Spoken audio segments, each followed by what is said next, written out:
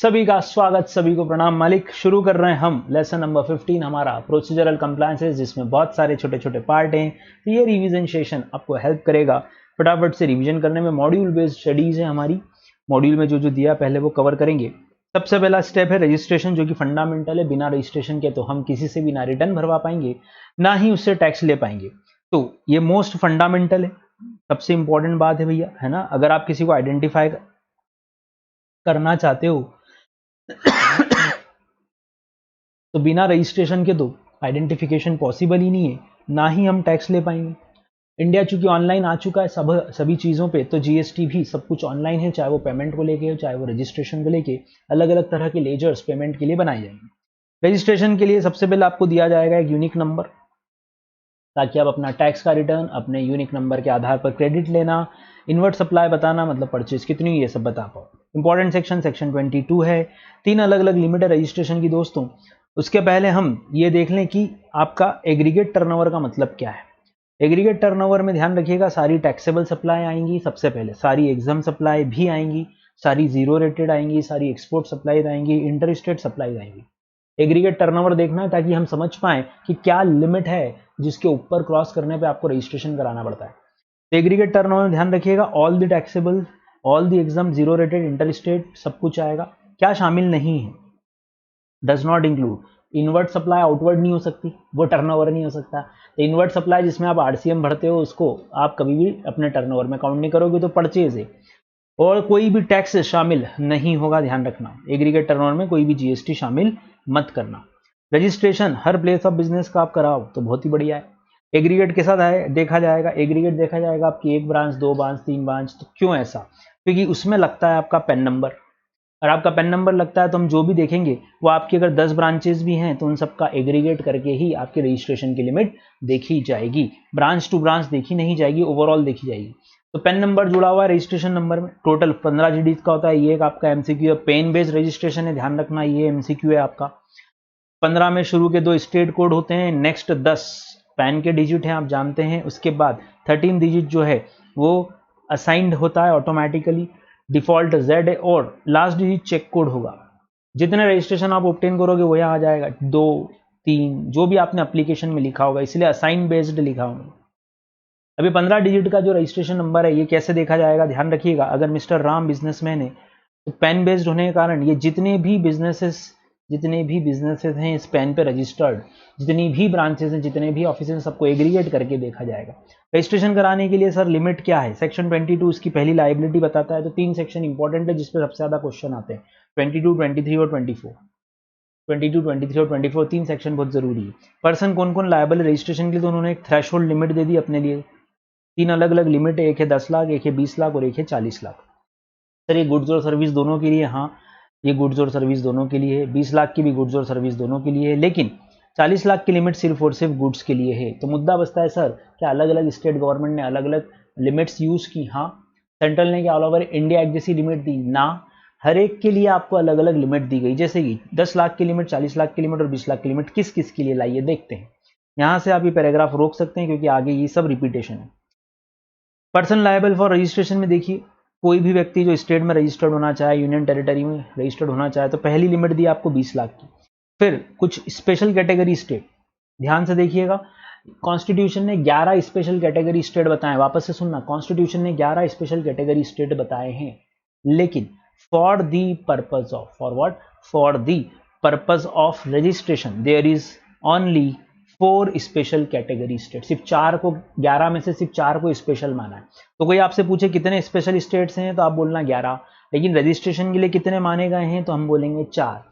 MMTN है ना, make my trip to Nagaland हमने बोला था, MMTN क्या क्या थे बोलो वो 4, याद करो, ये डिटेल हमने यहाँ पढ़ी थी, ये आपको यहाँ पर आपके इस टेबल से मिल जाएगी। 11 स्टेट्स कौन कौन से थे? 4 तो MMTN है, त्रिपुरा, नागालैंड, मिजोरम, मणिपुर, और बचे हुए 7 ये रहे, बचे हुए 7 ये रहे। तो टोटल 11 होते हैं, यस। लेकिन special category state for registration कितने मानेगा, ये देखो, टोटल तो 11 होते हैं। ये 11 की लिस्ट हो गई आपकी पूरी। तो ये पढ़ना मत बार बार, एक ही एक चीज बार बार रिपीट हुई है, छोड़ सकते हो। 4 स्पेशल कैटेगरी स्टेट ये रहे, MMTN, क्या नाम दिया हमने, MMTN। MMTN, मणिपुर, मिजोरम, नागालैंड, त्रिपुरा, इनके लिए आप टर्नओवर कितना देखोगे? 10 लाख का, चाहे गुड्स हो चाहे सर्विसेज हो चाहे बोथ हो। ध्यान रखना, अगर यहाँ पर आपका ऑफिस है, आपकी फैक्ट्री है, बिजनेस है, तो लिमिट 10 लाख लगेगी। सर फिर हमारा क्वेश्चन रहता है मेरा एक ऑफिस दिल्ली में है और एक ऑफिस त्रिपुरा में, तो मैं कौन सी लिमिट देखूं? क्योंकि दिल्ली के लिए लिमिट तो 40 लाख भी लग सकती है और 20 लाख भी लग सकती है। सर अगर आपका एक भी ऑफिस यहाँ पर है तो आपके ऊपर 10 लाख की ही लिमिट लगेगी, ध्यान रखिएगा। चलिए दोस्तों, ये आ गए आपके 20 लाख वाले स्टेट्स। 20 लाख वाले स्टेट्स जो कि क्या सप्लाई कर रहे हैं? गुड्स। तो गुड्स होगी सर्विस, ये सारे स्टेट्स 20 लाख वाले में कवर्ड है, 5 यूनियन टेरिटरी भी 20 लाख वाले में ही कवर्ड है। ये 40 लाख किसका बोल रहे हैं? ये सिर्फ गुड्स का बोल रहे हैं। अगर हम बोलें गुड सर्विस और बोथ, गुड सर्विस और बोथ, तो छह स्टेट आपके यहाँ पर कवर करे जाएंगे, माने जाएंगे। कौन कौन से छह हैं सर? ये तो चले गए अपने उसमें 10 लाख वाली लिमिट में, है ना। ये टेबल अलग तरीके से बना हुआ है, रुको मैं नया टेबल, हाँ ये रहा, ये टेबल से, ये टेबल आप रहने दो, मत पढ़ो, ये टेबल मत पढ़ो, इसकी बजाय ये वाला टेबल देखते हैं अपन। ध्यान से देखिएगा दोस्तों, ये लिमिट 10 लाख की लिमिट, चाहे गुड्स हो चाहे सर्विस हो चाहे बोथ हो, इसके लिए 4 स्टेट कवर्ड है। 20 लाख में आपके 6 स्टेट कवर्ड है, नाम बोलो। अरुणाचल प्रदेश, मेघालय, सिक्किम, उत्तराखंड, पांडिचेरी, तेलंगाना। ये चाहे गुड्स बेचें चाहे सर्विस बेचें चाहे दोनों बेचें, इनके लिए लिमिट क्या रहेगी? 20 लाख रुपए। बचे हुए जो स्टेट अब कौन से बच गए? जम्मू कश्मीर, असम, हिमाचल प्रदेश और बाकी सारे स्टेट्स। कैसे गिनो? ये 4 स्पेशल कैटेगरी स्टेट हो गए, बोलो। इधर से ये 4 स्पेशल कैटेगरी और ये 3 और, ऐसे करके 11 होते हैं ना। लेकिन रजिस्ट्रेशन के पर्पज के लिए स्पेशल कितना माना अपन ने? ये 4 को माना, इन 4 को माना। तो बाकी को स्पेशल क्यों बोल रहा हूँ? आपको समझाने के लिए कि टोटल 11 में से 4 तो इधर चले गए, अब कितने बचे? 7 बचे। तो 7 में से जम्मू कश्मीर, असम और हिमाचल प्रदेश पे लिमिट क्या लगाओगे आप? गुड्स के लिए 40 लाख और सर्विस के लिए 20 लाख, और बोथ हो जाए तो भी 20 लाख। लिमिट बदल गई है, यहाँ पर 20 लाख ही लग रही थी गुड्स सर्विस और बोथ के लिए, यहाँ पे 10 लाख ही लग रही थी गुड्स सर्विस और बोथ के लिए। लेकिन 40 लाख की लिमिट एक्सक्लूसिवली अगर आप सिर्फ गुड्स बेच रहे हो, तो आपके ऊपर लिमिट क्या लगेगी? 40 लाख, और आप कहाँ पे हो? इन स्टेट्स में हो। लेकिन आप सर्विस हो, जैसे एमपी कहाँ आ रहा है सर? एमपी इस लिस्ट में आ रहा है। तो एमपी में अगर आप सिर्फ गुड्स बेच रहे हो, जैसे आप बोलते हो मैं शूज बेचता हूँ, तो आपके ऊपर लिमिट क्या लगेगी? 40 लाख। दिल्ली सर इसी लिमिट में आ रहा है, दिल्ली में लिमिट क्या लगेगी? 40 लाख। अरुणाचल प्रदेश सर यहाँ आ रहा है, अगर गुड्स बेचो तो भी 20 लाख, सर्विस बेचो तो भी 20 लाख, और दोनों बेचो तो भी 20 लाख। अच्छा, एमपी में अगर आप सर्विस दो तो सर वो इधर आ रहा है, मतलब 20 लाख। अच्छा, एमपी में गुड्स प्लस सर्विस दो तो भी सर 20 लाख। तो एक्सक्लूसिवली क्या बेचो? सिर्फ और सिर्फ गुड्स बेचो तो 40 लाख की लिमिट लगेगी। ये टेबल जरा सा नोट कर लेना, आपके बहुत सारे क्वेश्चन इसी बात से सॉल्व हो सकते हैं बिना किसी मगजमारी के। देख लो भाई वापस से, इन 4 स्टेट में चाहे गुड्स बेचो चाहे सर्विस बेचो चाहे दोनों बेचो, लिमिट 10 से ही काउंट होगी। इन 6 स्टेट्स में लिमिट 20 से काउंट होगी, चाहे गुड्स बेच लो चाहे सर्विस बेच लो चाहे दोनों बेच लो, कुछ भी कर लो। अरुणाचल प्रदेश, मेघालय, सिक्किम, उत्तराखंड, पांडिचेरी और तेलंगाना। पांडिचेरी और तेलंगाना के ऊपर 20 लाख की लिमिट है। जम्मू कश्मीर, असम और हिमाचल प्रदेश के अलावा जितने और स्टेट्स थे, तो अपने पास 4 यहाँ हो गए, 6 यहाँ हो गए, 10, 3 यहाँ हो गए, या ऐसा बोल लो ये स्पेशल कैटेगरी है इसलिए अलग से नाम लिखा, नहीं तो अपन यहाँ भी बोल सकते थे all other states. Special category state है ना 11, उसमें से 3 ये भी है। फॉर रजिस्ट्रेशन कितने को स्पेशल बोला? 4, टोटल कितने हैं? 11। तो 4 यहाँ आ गए, 6 यहाँ आ गए, 4 यहाँ आ गए, 3 यहाँ आ गए, 7, और 4 यहाँ आ गए। ये 2 स्पेशल कैटेगरी ही होते हैं। तो इनको नोट कर लेना आराम से कि कैसे हम इनको काउंट करेंगे। तो जम्मू कश्मीर, असम, हिमाचल प्रदेश और ऑल अदर स्टेट। बोलो, गुड्स बेच रहे हो sir 40 lakh, service sir 20 lakh, दोनों सर 20 लाख। ठीक, ये छोटी सी बात का आपको ध्यान रखना पड़ेगा।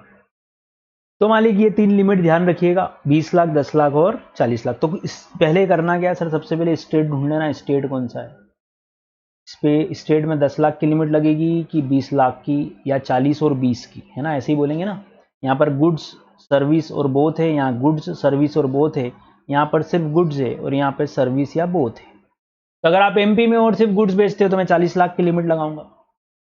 बोले अगर आप पांडिचेरी में हो तो 20 लाख की लिमिट लगाऊंगा। तो वो जो टेबल बताया था उसको याद करना, उसके आधार पर आप कोई भी क्वेश्चन सॉल्व कर सकते हो। बस अब यहाँ से आपको कुछ भी देखने की जरूरत नहीं, यही सब बताया था, ये लिखा हुआ है। 40 लाख की लिमिट सिर्फ सप्लायर ऑफ गुड्स पे लगेगी, सिर्फ सप्लायर ऑफ गुड्स पे ही लगेगी, ध्यान रखना।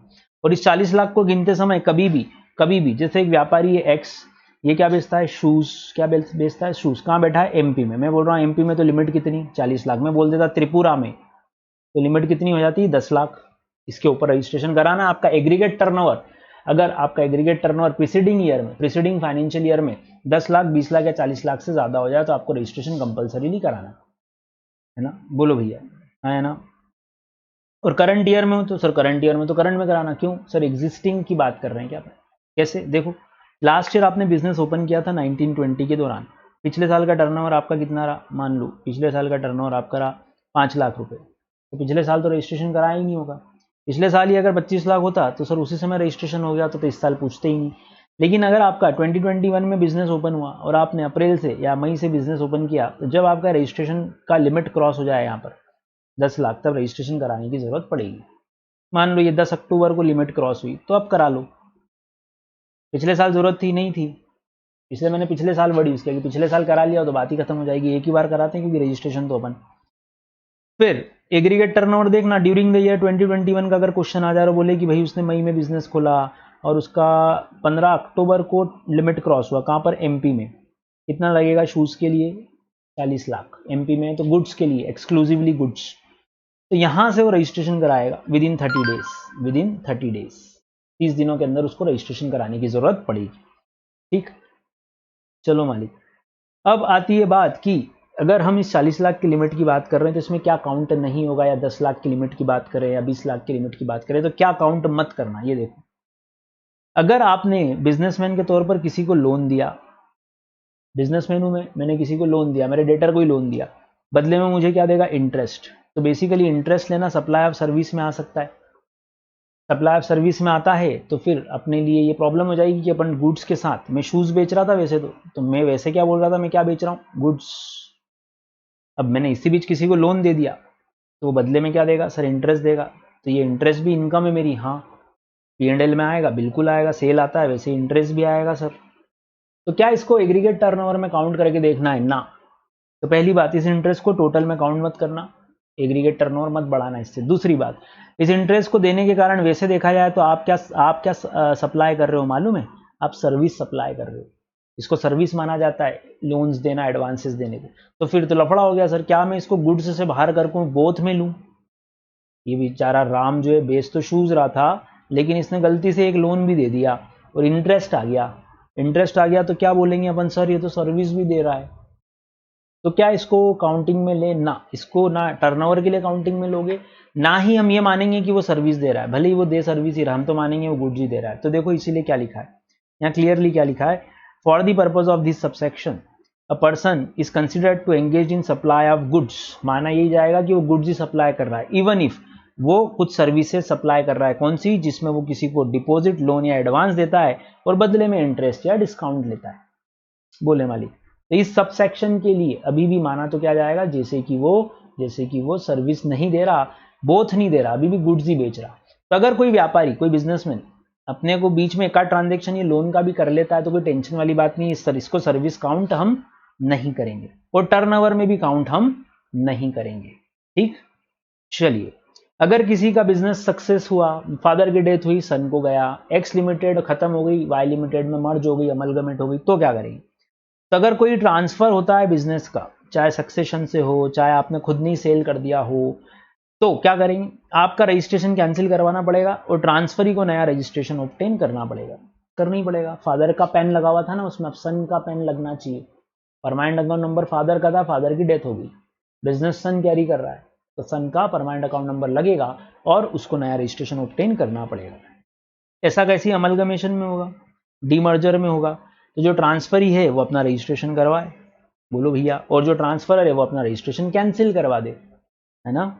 एग्रीगेट टर्नओवर में क्या आएगा? ध्यान रखना, ऑल सप्लाईज चाहे आप खुद करो ऑन हिज ऑन अकाउंट या on behalf of his principal. ये वर्ड किसके लिए बोला? जब कोई एजेंट और प्रिंसिपल के बीच का ट्रांजेक्शन होता है तो आप जानते हैं इसको भी सप्लाई माना गया एज पर शेड्यूल 1। अब एजेंट खुद भी काम कर रहा और दूसरे प्रिंसिपल्स के बिहाफ पे भी काम कर रहा, तो एजेंट के लिए सब जोड़ के देखा जाएगा एग्रीगेट टर्नओवर। बोले मालिक, स्पेशल कैटेगरी स्टेट सिर्फ 4 माने जाएंगे, है ना, उन्होंने बता ही दिया, वैसे तो 11 हैं टोटल रजिस्ट्रेशन के पर्पज के लिए। आर्टिकल 279A क्लॉज 4G में तो 11 स्टेट्स को स्पेशल कैटेगरी माना गया, लेकिन रजिस्ट्रेशन के पर्पज के लिए सिर्फ 4 को ही स्पेशल कैटेगरी मानेंगे। कौन कौन रजिस्ट्रेशन लेने के लिए लायबल नहीं है? सबसे पहला एक व्यक्ति जो गुड्स या सर्विस या बोथ सप्लाई करता है, लेकिन या तो वो लायबल टू टैक्स ही नहीं है या फिर वो होली एग्जाम फ्रॉम टैक्स है, बोलो भैया। और एक एग्रीकल्चरिस्ट जो खेती कर रहा है प्योर भाषा में, उन लोगों को रजिस्ट्रेशन लेने की जरूरत नहीं पड़ेगी। नेक्स्ट, सेक्शन 24 कंपलसरी रजिस्ट्रेशन का किस किस के लिए बोलता है कि आपको रजिस्ट्रेशन लेना ही चाहिए। सबसे पहला, जो लोग इंटर स्टेट सप्लाई कर रहे हैं उनको तो रजिस्ट्रेशन लेना ही चाहिए। दूसरा, सीटीपी कैजुअल टैक्सेबल पर्सन, क्योंकि ये घुमंतु लोग हैं, मैंने बोला था घूम घूम के गुड्स बेचते हैं। फिर जो आरसीएम में खुद ही टैक्स पे करेगा, जैसे ये परचेजर है राम गुड्स खरीद रहा और आरसीएम का केस लग रहा, तो राम को खुद को ही टैक्स जमा कराना है, तो रजिस्ट्रेशन तो जरूरी है। राम बोल रहा है मेरा टर्नओवर तो 5 लाख ही है, गवर्नमेंट बोल रही है यार भाई बात तो सही बोल रहा है, तेरा टर्नओवर 5 लाख है तो तेरा रजिस्ट्रेशन होना तो नहीं चाहिए, लेकिन प्रॉब्लम ये है कि आरसीएम में तेरे को ही टैक्स देना है, तो तू रजिस्ट्रेशन ले। ऐसा कैसे ही सेक्शन 95 जो ई कॉमर्स ऑपरेटर वाला होता है, एनआरटीपी, इनको तो लेना ही पड़ेगा, टेम्पररी आते हैं ना, मेहमान है ये तो अपने। सेक्शन 51 वाले लोग, सेक्शन 52 वाले लोग, कहाँ गया 52 है कि नहीं, ये रहा सेक्शन 51 52 में जो लोग टीडीएस करने के लिए या टीसीएस करने के लिए लायबल हैं, इनके सेक्शंस आपके सिलेबस का पार्ट नहीं बनाया उन्होंने अभी। फिर पर्सन हु मेक सप्लाई और both on behalf of others as an agent, तो एजेंट को भी लेना ही पड़ेगा कंपलसरी लिए। हाँ, मतलब कंपलसरी का मतलब यहाँ लिखूं, चाहे आपका टर्नओवर 10 लाख या 20 लाख या 40 लाख से कम हो, तो भी रजिस्ट्रेशन तो लेना ही पड़ेगा। चलो, और कौन बच गया sir, e commerce operator section 52 आ गया। फिर OIDAR आ गया, जो online database access retrieval services देते हैं, वो लोग भी कंपलसरीली रजिस्ट्रेशन करवाएंगे। चलो, ये पढ़ने की आपको जरूरत नहीं है, पढ़ने की आपको जरूरत नहीं है, ये 4 अपन ने पढ़ ही लिए हैं, ये पढ़ने की आपको जरूरत नहीं है। Persons required to take compulsory registration under section 24, इनके लिए एक तो लिमिट नहीं लगेगी, है ना। जो वॉलेंटरी रजिस्ट्रेशन लेना चाहे उसकी तो बात ही निराली है भगवान, उसको तो गवर्नमेंट जो है हाथ जोड़ेगी कि हे भगवान धन्यवाद। और ये लोग आइसक्रीम, पान मसाला, टोबैको एंड टोबैको सब्स्टिट्यूट्स वाले लोग, और साथ ही साथ टोबैको आइसक्रीम और टोबैको पान मसाला, ये 3 चीजें जो बना रहे हैं इनको भी कंपलसरीली रजिस्ट्रेशन लेना पड़ेगा। ध्यान रखिएगा, इसमें कंपलसरी रजिस्ट्रेशन ऑब्टेन इन लोगों को भी करना पड़ेगा, है ना। मेकिंग सप्लाईज जो ये 3 काम करेंगे, ये लोग कंपलसरी रजिस्ट्रेशन लेंगे डेफिनेटली। चलिए साहब, और अपना एक और वर्ड था कि इंटर स्टेट सप्लाई तो ऑलरेडी कवर्ड हो ही गई है, तो उसमें तो कोई दिक्कत ही नहीं, इंटर स्टेट सप्लाई वाले को तो रजिस्ट्रेशन करवाना ही पड़ेगा। अब एक बात और ध्यान रखना, ये पेन बेस्ड रजिस्ट्रेशन है, तो आपका एग्रीगेट टर्नओवर देखा जाएगा for all the states, all union territory मिलाकर, ऑल ब्रांचेस, ऑल ऑफिसेज मिलाकर, है ना।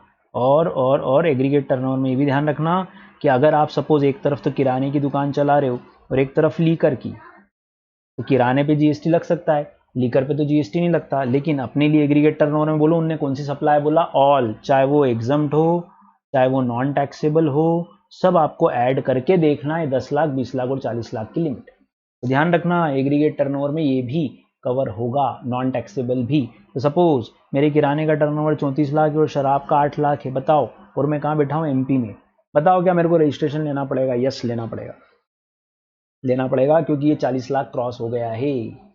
बोले भैया, बोलेंगे। तो ध्यान रखना एग्रीगेट टर्नओवर की डेफिनेशन में आपका टैक्सेबल भी कवर्ड है, नॉन टैक्सेबल भी कवर्ड है और एग्जम्प्ट भी कवर्ड माना जाएगा। क्लियर, बात समझ में आई? बस ये बात ध्यान रखिएगा। अगर आप बिजनेस ट्रांसफर करोगे तो अपन ने पढ़ ही लिया कि आपको रजिस्ट्रेशन नया ऑब्टेन करना, वो नया व्यक्ति नया रजिस्ट्रेशन ऑब्टेन करेगा, है ना। ये 3 लोग कंपलसरी में कवर्ड है, इनको रजिस्ट्रेशन ऑब्टेन करना ही पड़ेगा। वॉलेंटरी वाला तो आगे बढ़ के ले ही रहा है, तो बात ही खत्म हो गई। 40 लाख की लिमिट से बाहर कौन कौन है ये बता दो। चलो, सिर्फ 40 लाख की लिमिट से एक तो 10 लाख वाले लोग बाहर हैं और 20 लाख वाले स्टेट्स, तो 4 स्टेट यहाँ है, 6 स्टेट यहाँ है। 40 लाख की लिमिट से ये लोग बाहर हैं, बोलो हाँ है ना। और कौन बाहर है सर? सेक्शन 24 में जो लोगों को वैसे भी कंपलसरी रजिस्ट्रेशन लेना ही है, वो कोई लिमिट देखेंगे ही नहीं, चाहे 10 लाख होगी, 20 लाख होगी, 40 लाख हो, इससे कोई फर्क ही नहीं पड़ता। बोलो मालिक, बोले मालिक फटाफट से। उनको तो कोई फर्क ही नहीं पड़ा, है ना, अगर आप इसको कुछ भी ले लो। तो चलिए, अपन ने ये बात समझ ली, ये वाला पेज भी अब आपको पढ़ने की जरूरत नहीं है। चलिए ये मैंडेटरी रजिस्ट्रेशन पढ़ ही लिया अपन ने ई कॉमर्स ऑपरेटर का, तो पहले से ही e commerce operator mandatory registration लेगा। तो 10 लाख में MMTN आ गए, ठीक। ये लोग 40 लाख के लिए एलिजिबल नहीं है, 20 लाख वाले भी 40 लाख की लिमिट के लिए एलिजिबल नहीं है। इसमें कितने स्टेट है? 6 हैं। वैसे इन्होंने अलग अलग कर दिए, अपन ने 3 कॉलम बनाए, 10 लाख, 20 लाख और 40 लाख। इन्होंने क्या करा, ये 10 के लिए ले लिया और बाकी सबको 20 में लिया, तो बाकी सब 20 में आएंगे अगर गुड्स के साथ सर्विस भी दे रहे हैं तो। सिर्फ गुड्स दे रहे हैं तो 40 लाख में इन 4 को छोड़ के और 6 को छोड़ के बाकी सारे स्टेट जो हैं वो 40 लाख की लिमिट में आएंगे, है ना। बोलो भैया। चलो कंपलसरी रजिस्ट्रेशन फिर से रिपीट किया इन्होंने, इंटर स्टेट, CTP, NRTP, ई कॉमर्स ऑपरेटर, RCM वाला, ये अच्छा दिया इन्होंने ये टेबल। 95 वाला बंदा, 51 वाला बंदा, ISD इनपुट सर्विस डिस्ट्रीब्यूटर को भी कवर किया, OIDAR हो गया यहाँ पर कवर, है ना। और सेक्शन 52 वाले लोग ये सब कवर्ड हैं। ऑल सर्विस प्रोवाइडर बोल रहे हैं वो, वेदर सप्लाइंग इंट्रा स्टेट की inter state, will be exam from obtaining registration if, उनकी लिमिट कितनी है? 20 लाख या 10 लाख। तो जिन स्टेट में 20 है वहां 20। देखो गुड्स के लिए आपके पास 2-3 लिमिट हो गई, सर्विस के लिए आपके पास एक ही 10 लाख की और एक 20 लाख की, 2 ही तो लिमिट है। अगर गुड्स, मैंने अभी स्टेट्स के एंगल से समझाया था, अब गुड्स और सर्विस के एंगल से समझो। तो गुड्स में कितनी लिमिट है सर? 40 लाख, 20 लाख और 10 लाख। 10 लाख में 4 स्टेट, 20 लाख में 6 स्टेट और 40 लाख में बाकी। अब 10 और 20 की सर्विस की लिमिट में हम क्या बोलेंगे सर? सर्विस की लिमिट में 4 हैं, बाकी पूरा इंडिया यहाँ आ गया 20 लाख में, सर्विस के केस में। सर्विस के केस में बोलो हाँ या ना, बोलिए मालिक। तो अपन जानते हैं सर्विस के लिए 2 ही लिमिट है, गुड्स के लिए एक्सक्लूसिवली गुड्स वाला कंसेप्ट नया लेके आए वो। इन 10 स्टेट को छोड़ दें जहां पे गुड्स और सर्विस की लिमिट सेम चल रही है। ये जो बाकी इंडिया में भी हम 2 हिस्से कर सकते हैं क्या? करो ना, 20 लाख में चाहो तो 2 हिस्से कर दो, एक 6 स्टेट्स और एक बाकी स्टेट। वैसे तो इन सब के लिए सर्विस में सेम लिमिट है, लेकिन समझने के लिए कि बाकी पूरा इंडिया ये ऐसे गिनता है अपने आप को, ये ऐसे बाकी जो लिखा, मतलब सर्विस के केस में तो बाकी के लिए भी 20 लाख की और इन 6 के लिए भी 20 लाख है, लेकिन गुड्स के केस में बाकी सब के लिए 40 लाख है और इन 6 के लिए 20 लाख की लिमिट है। और ये तो अपने स्पेशल कैटेगरी वाले ही 10-10 वाले, तो इनका तो कुछ कहने ही नहीं। कौन कौन रजिस्ट्रेशन के लिए लायबल नहीं है? Section number 23। पहला, जो व्यक्ति एक्सक्लूसिवली क्या बेच रहा है, not liable to tax goods, जैसे कि मैं लीकर बेच रहा हूं, बोलो मैं पेट्रोल बेच रहा हूं, क्या मैं रजिस्ट्रेशन लूं? ना। फिर जो होली एग्जम्प्ट है, जैसे कि एग्रीकल्चर प्रोड्यूस, कोई एग्रीकल्चरिस्ट है उसको भी बाहर कर दिया, और स्पेशल कैटेगरीज जो गवर्नमेंट इन्फॉर्म करे वो सब यहां से बाहर हो गए। नेक्स्ट आता है अपना प्रोसीजर फॉर रजिस्ट्रेशन, कि कैसे हम रजिस्ट्रेशन ऑब्टेन करेंगे। Section number 25। तो 22, 23, 24 में आपने पढ़ा कि कौन कौन रजिस्ट्रेशन लेगा, कौन नहीं लेगा, किसको कंपलसरीली लेना ही पड़ेगा। सेक्शन 25 बोलता है हर व्यक्ति जिसको भी रजिस्ट्रेशन लेना है उसको 30 दिनों के अंदर, जब से वो लायबल हुआ, रजिस्ट्रेशन के लिए अप्लाई कर देना चाहिए। और CTP NRTP वाले लोगों के लिए आपको ध्यान होगा, हमने स्पेशल प्रोविजन बनाए थे। CTP और NRTP वाले लोग बिजनेस शुरू करने से 5 दिन पहले अपना रजिस्ट्रेशन करा लें। जैसे कोई असम का व्यक्ति MP में माल बेचने आया तो 5 दिन पहले आके रजिस्ट्रेशन करा ले, जब बिजनेस ओपन करना चाहता है, बिजनेस कमेंस करना चाहता है उसके पहले। और यहाँ लिखा है when he become first liable. चलो, अगर प्रॉपर ऑफिसर ने 3 दिनों के अंदर आपको रजिस्ट्रेशन नहीं दिया, बोलो, या 7 दिनों के अंदर यदि उसने क्लैरिफिकेशन मांगा हो, तो 3 दिन और 7 दिन किस लिए? जैसे कि आप 2 अक्टूबर को लायबल हुए, आपने 5 अक्टूबर को ऑनलाइन एप्लीकेशन फाइल कर दी, 3 दिनों के अंदर उसको जवाब देना है, या फिर आपको नोटिस देना है कि हमको ये डॉक्यूमेंट और भेजो, ये क्लैरिफिकेशन दो। तो या तो उसने नोटिस भेज दिया हो तो बात अलग है, 3 दिनों में अगर उसने रजिस्ट्रेशन कर दिया तो बहुत बढ़िया, नहीं तो ऑटोमेटिक रजिस्ट्रेशन हो जाएगा। और अगर उसने 3 दिन में रजिस्ट्रेशन भेजने की जगह आपको नोटिस पकड़ा दिया, आपको नोटिस दे दिया कि भैया ये हमको कुछ क्लैरिफिकेशन चाहिए, इनके जवाब दो, तो फिर जब आप जवाब दे दोगे उससे 7 दिनों के अंदर अगर उसने एक्शन नहीं लिया, हिंदी में बोल रहे हैं अपन सब, MCQ एग्जाम है, बहुत इजीली सॉल्व करते आना चाहिए। नोटिस दिया उसने इधर से, इसको शो कॉज नोटिस बोलते हैं, उस नोटिस का आपने जवाब दिया, उस जवाब से 7 दिनों के अंदर या तो वो रजिस्ट्रेशन कर दे या कैंसिल कर दे। उसने कोई एक्शन नहीं लिया तो ऑटोमेटिक आपका रजिस्ट्रेशन हो जाएगा। आपके जवाब से अगर वो सेटिस्फाई नहीं है, कैंसिल कर दे रजिस्ट्रेशन तो चलेगा, उसने कुछ भी नहीं करा, ना हाँ बोला ना, तो ऑटोमेटिक रजिस्ट्रेशन मान लिया जाएगा। तो गवर्नमेंट इस बार बहुत तेजी से रजिस्ट्रेशन करवा रही है, देखा जाए तो। बोलो मालिक। इसीलिए पहला केस क्या था? With in 3 days. दूसरा केस क्या है? With in 7 days. कहां से? अगर आपने जब से उसको जवाब दिया, नहीं, अगर नहीं हुआ तो मान लिया जाएगा कि ऑटोमेटिकली आपकी अप्रूवल आ चुकी है, अप्रूव्ड। लिखा है ना अप्रूव्ड, ये लिखा हुआ अप्रूव्ड, ये लिखा अप्रूव्ड, मान लिया जाएगा कि आपका रजिस्ट्रेशन तो हो गया। तो इफेक्टिव डेट कब से होगी, ये तो आपने एप्लीकेशन दी, इफेक्टिव डेट कब से मानू, देखो बहुत सिंपल, बहुत सिंपल, आराम से सोचना। आपने 30 दिनों के अंदर अगर अप्लाई कर दिया तो, जैसे आप 2 अक्टूबर को लायबल हुए रजिस्ट्रेशन के लिए, इस दिन आपका टर्नओवर 40 लाख क्रॉस हो गया, 30 दिन के अंदर अप्लाई करना था, आप तो बहुत होशियार हो, आपने 3 अक्टूबर को ही अप्लाई कर दिया। ऑफिसर भी तुरंत आपको 5 अक्टूबर को उसने आपको रजिस्ट्रेशन दे दिया। उसने नहीं दिया, 6 अक्टूबर बीत गई, 3 दिन बीत गए ना, उसने कोई एक्शन लिया नहीं, तो 6 अक्टूबर के बाद से ऑटोमेटिक आपका रजिस्ट्रेशन मान लिया जाएगा। तो वो रजिस्ट्रेशन इफेक्टिव कब से होगा, जैसे उसने ऑफिसर ने 5 तारीख को हाँ बोला, या उसने कुछ नहीं बोला, जो 6 तारीख बीत गई उसके बाद हाँ हो ही गई ऑटोमेटिक। तो रजिस्ट्रेशन कब से सर, जब से आप लायबल हुए थे, मतलब 2 अक्टूबर से आपका रजिस्ट्रेशन मान लिया जाएगा, क्योंकि आपने 30 दिनों के अंदर लॉ को कंप्लाई करा है। अच्छा, अगर मान लो आपसे गलती हो जाती, 2 अक्टूबर को आप लायबल हुए और आप एप्लीकेशन ही दे रहे हो कब, 10 नवंबर को, मतलब 30 दिन वाला रूल आपने खुद ने ही तोड़ दिया। ऑफिसर ने आपको रजिस्ट्रेशन दिया 15 नवंबर से, तो रजिस्ट्रेशन इफेक्टिव कब से होगा सर, जब से आप देखो इधर, जब आप रूल फॉलो करते हो ना यहाँ पे, तो जिस दिन आप लायबल हुए थे वहीं से रजिस्ट्रेशन हो जाएगा। देखो, in the case application is submitted with in 30 days, it shall be effective, जब से आप लायबल हुए थे। बोलो हिंदी में लिख लो, जब से लायबल आया ना। और अगर आपने 30 दिनों के बाद एप्लीकेशन दी, तो जब से रजिस्ट्रेशन ग्रांट हुआ, तो बोलो कब से सर, 15 नवंबर से रजिस्ट्रेशन माना जाएगा। तो ये लेट लतीफी की वजह से आपको बहुत सारा टैक्स इंटरेस्ट पेनल्टी देना पड़ेगा। तो इफेक्टिव डेट का ये अलग एमसीक्यू है, मैं एमसीक्यू बताते जाता हूँ आपको। ये पहला, ये दूसरा, ये तीसरा की इफेक्टिव डेट कब होती है। कैजुअल टैक्सेबल पर्सन कौन होता है सर, जो घूम घूम के गुड्स बेचे, है ना, सर्विस दे, बोथ दे, कब, in the course of business, चाहे प्रिंसिपल हो या एजेंट हो, उससे कोई फर्क नहीं पड़ता, लेकिन उसका कोई फिक्स्ड प्लेस ऑफ बिजनेस नहीं है दूसरे स्टेट में। एक जगह जो वहाँ रजिस्टर्ड है वहां तो उसका फिक्स्ड प्लेस है, जैसे मेरा असम से हूँ, असम में तो मेरा फिक्स प्लेस है, लेकिन इसके अलावा मेरे पास कोई भी फिक्स्ड प्लेस ऑफ रजिस्ट्रेशन नहीं है। तो मैं तो असम का रहने वाला हूँ, एमपी में माल बेचने आया, यहाँ मेरे पास कोई फिक्स्ड प्लेस ऑफ बिजनेस नहीं है, तो मतलब मैं तो मेहमान हूँ, आया हूँ, माल बेचूंगा, चला जाऊंगा, तो मैं सीटीपी कहलाऊंगा, है ना। तो सिंपल बात, टेम्परली आप किसी स्टेट में जाते हो तो आप सीटीपी की कैटेगरी में आ सकते हो। एनआरटीपी कौन होता है, जो इंडिया के बाहर से आया है, जैसे सीटीपी था वैसे ही एनआरटीपी हो सकता है, लेकिन अंतर क्या है, सीटीपी इंडिया का ही व्यक्ति है, एनआरटीपी इंडिया के बाहर का है।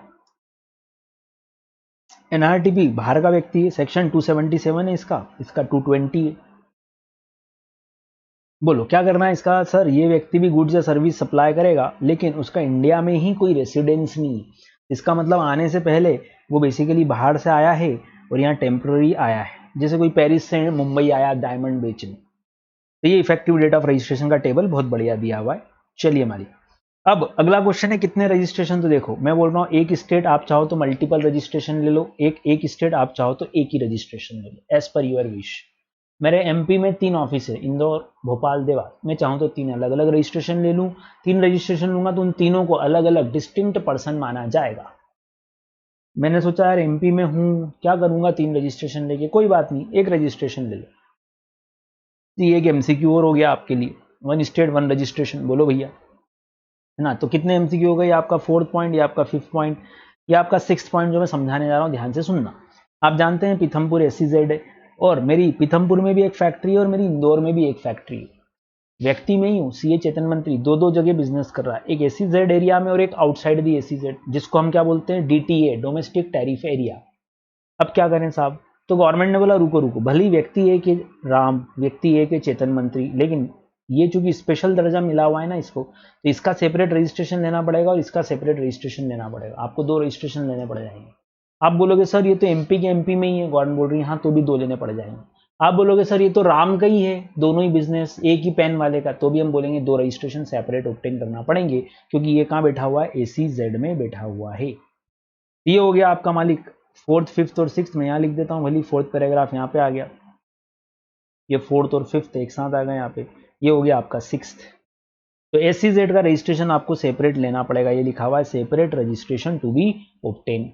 अगर आप सप्लाई करते हो from the territorial waters of India, अपन ने देखा था ना, समुद्र में हो, मुंबई पास में कि गोवा पास में, चलो प्लेस ऑफ सप्लाई के लिए लास्ट रिवीजन वीडियो में तो ऐसे में आपका जो भी नियरेस्ट पॉइंट है वहाँ पर आपको रजिस्ट्रेशन ऑब्टेन करना पड़ेगा अगर आप टेरिटोरियल वाटर से सप्लाई करते हो तो। This is your 7 point registration से रिलेटेड। बोले मालिक, हाँ या ना। और इसके लिए आपका आधार होना बहुत ज़रूरी है, आधार का वेरिफिकेशन होना ज़रूरी है। अब आप और मैं तो नेचुरल पर्सन है, इंडिविजुअल है, हमारा आधार तो होगा। कंपनी का आधार होगा क्या? ना। फर्म का ना, एचयूएफ का ना।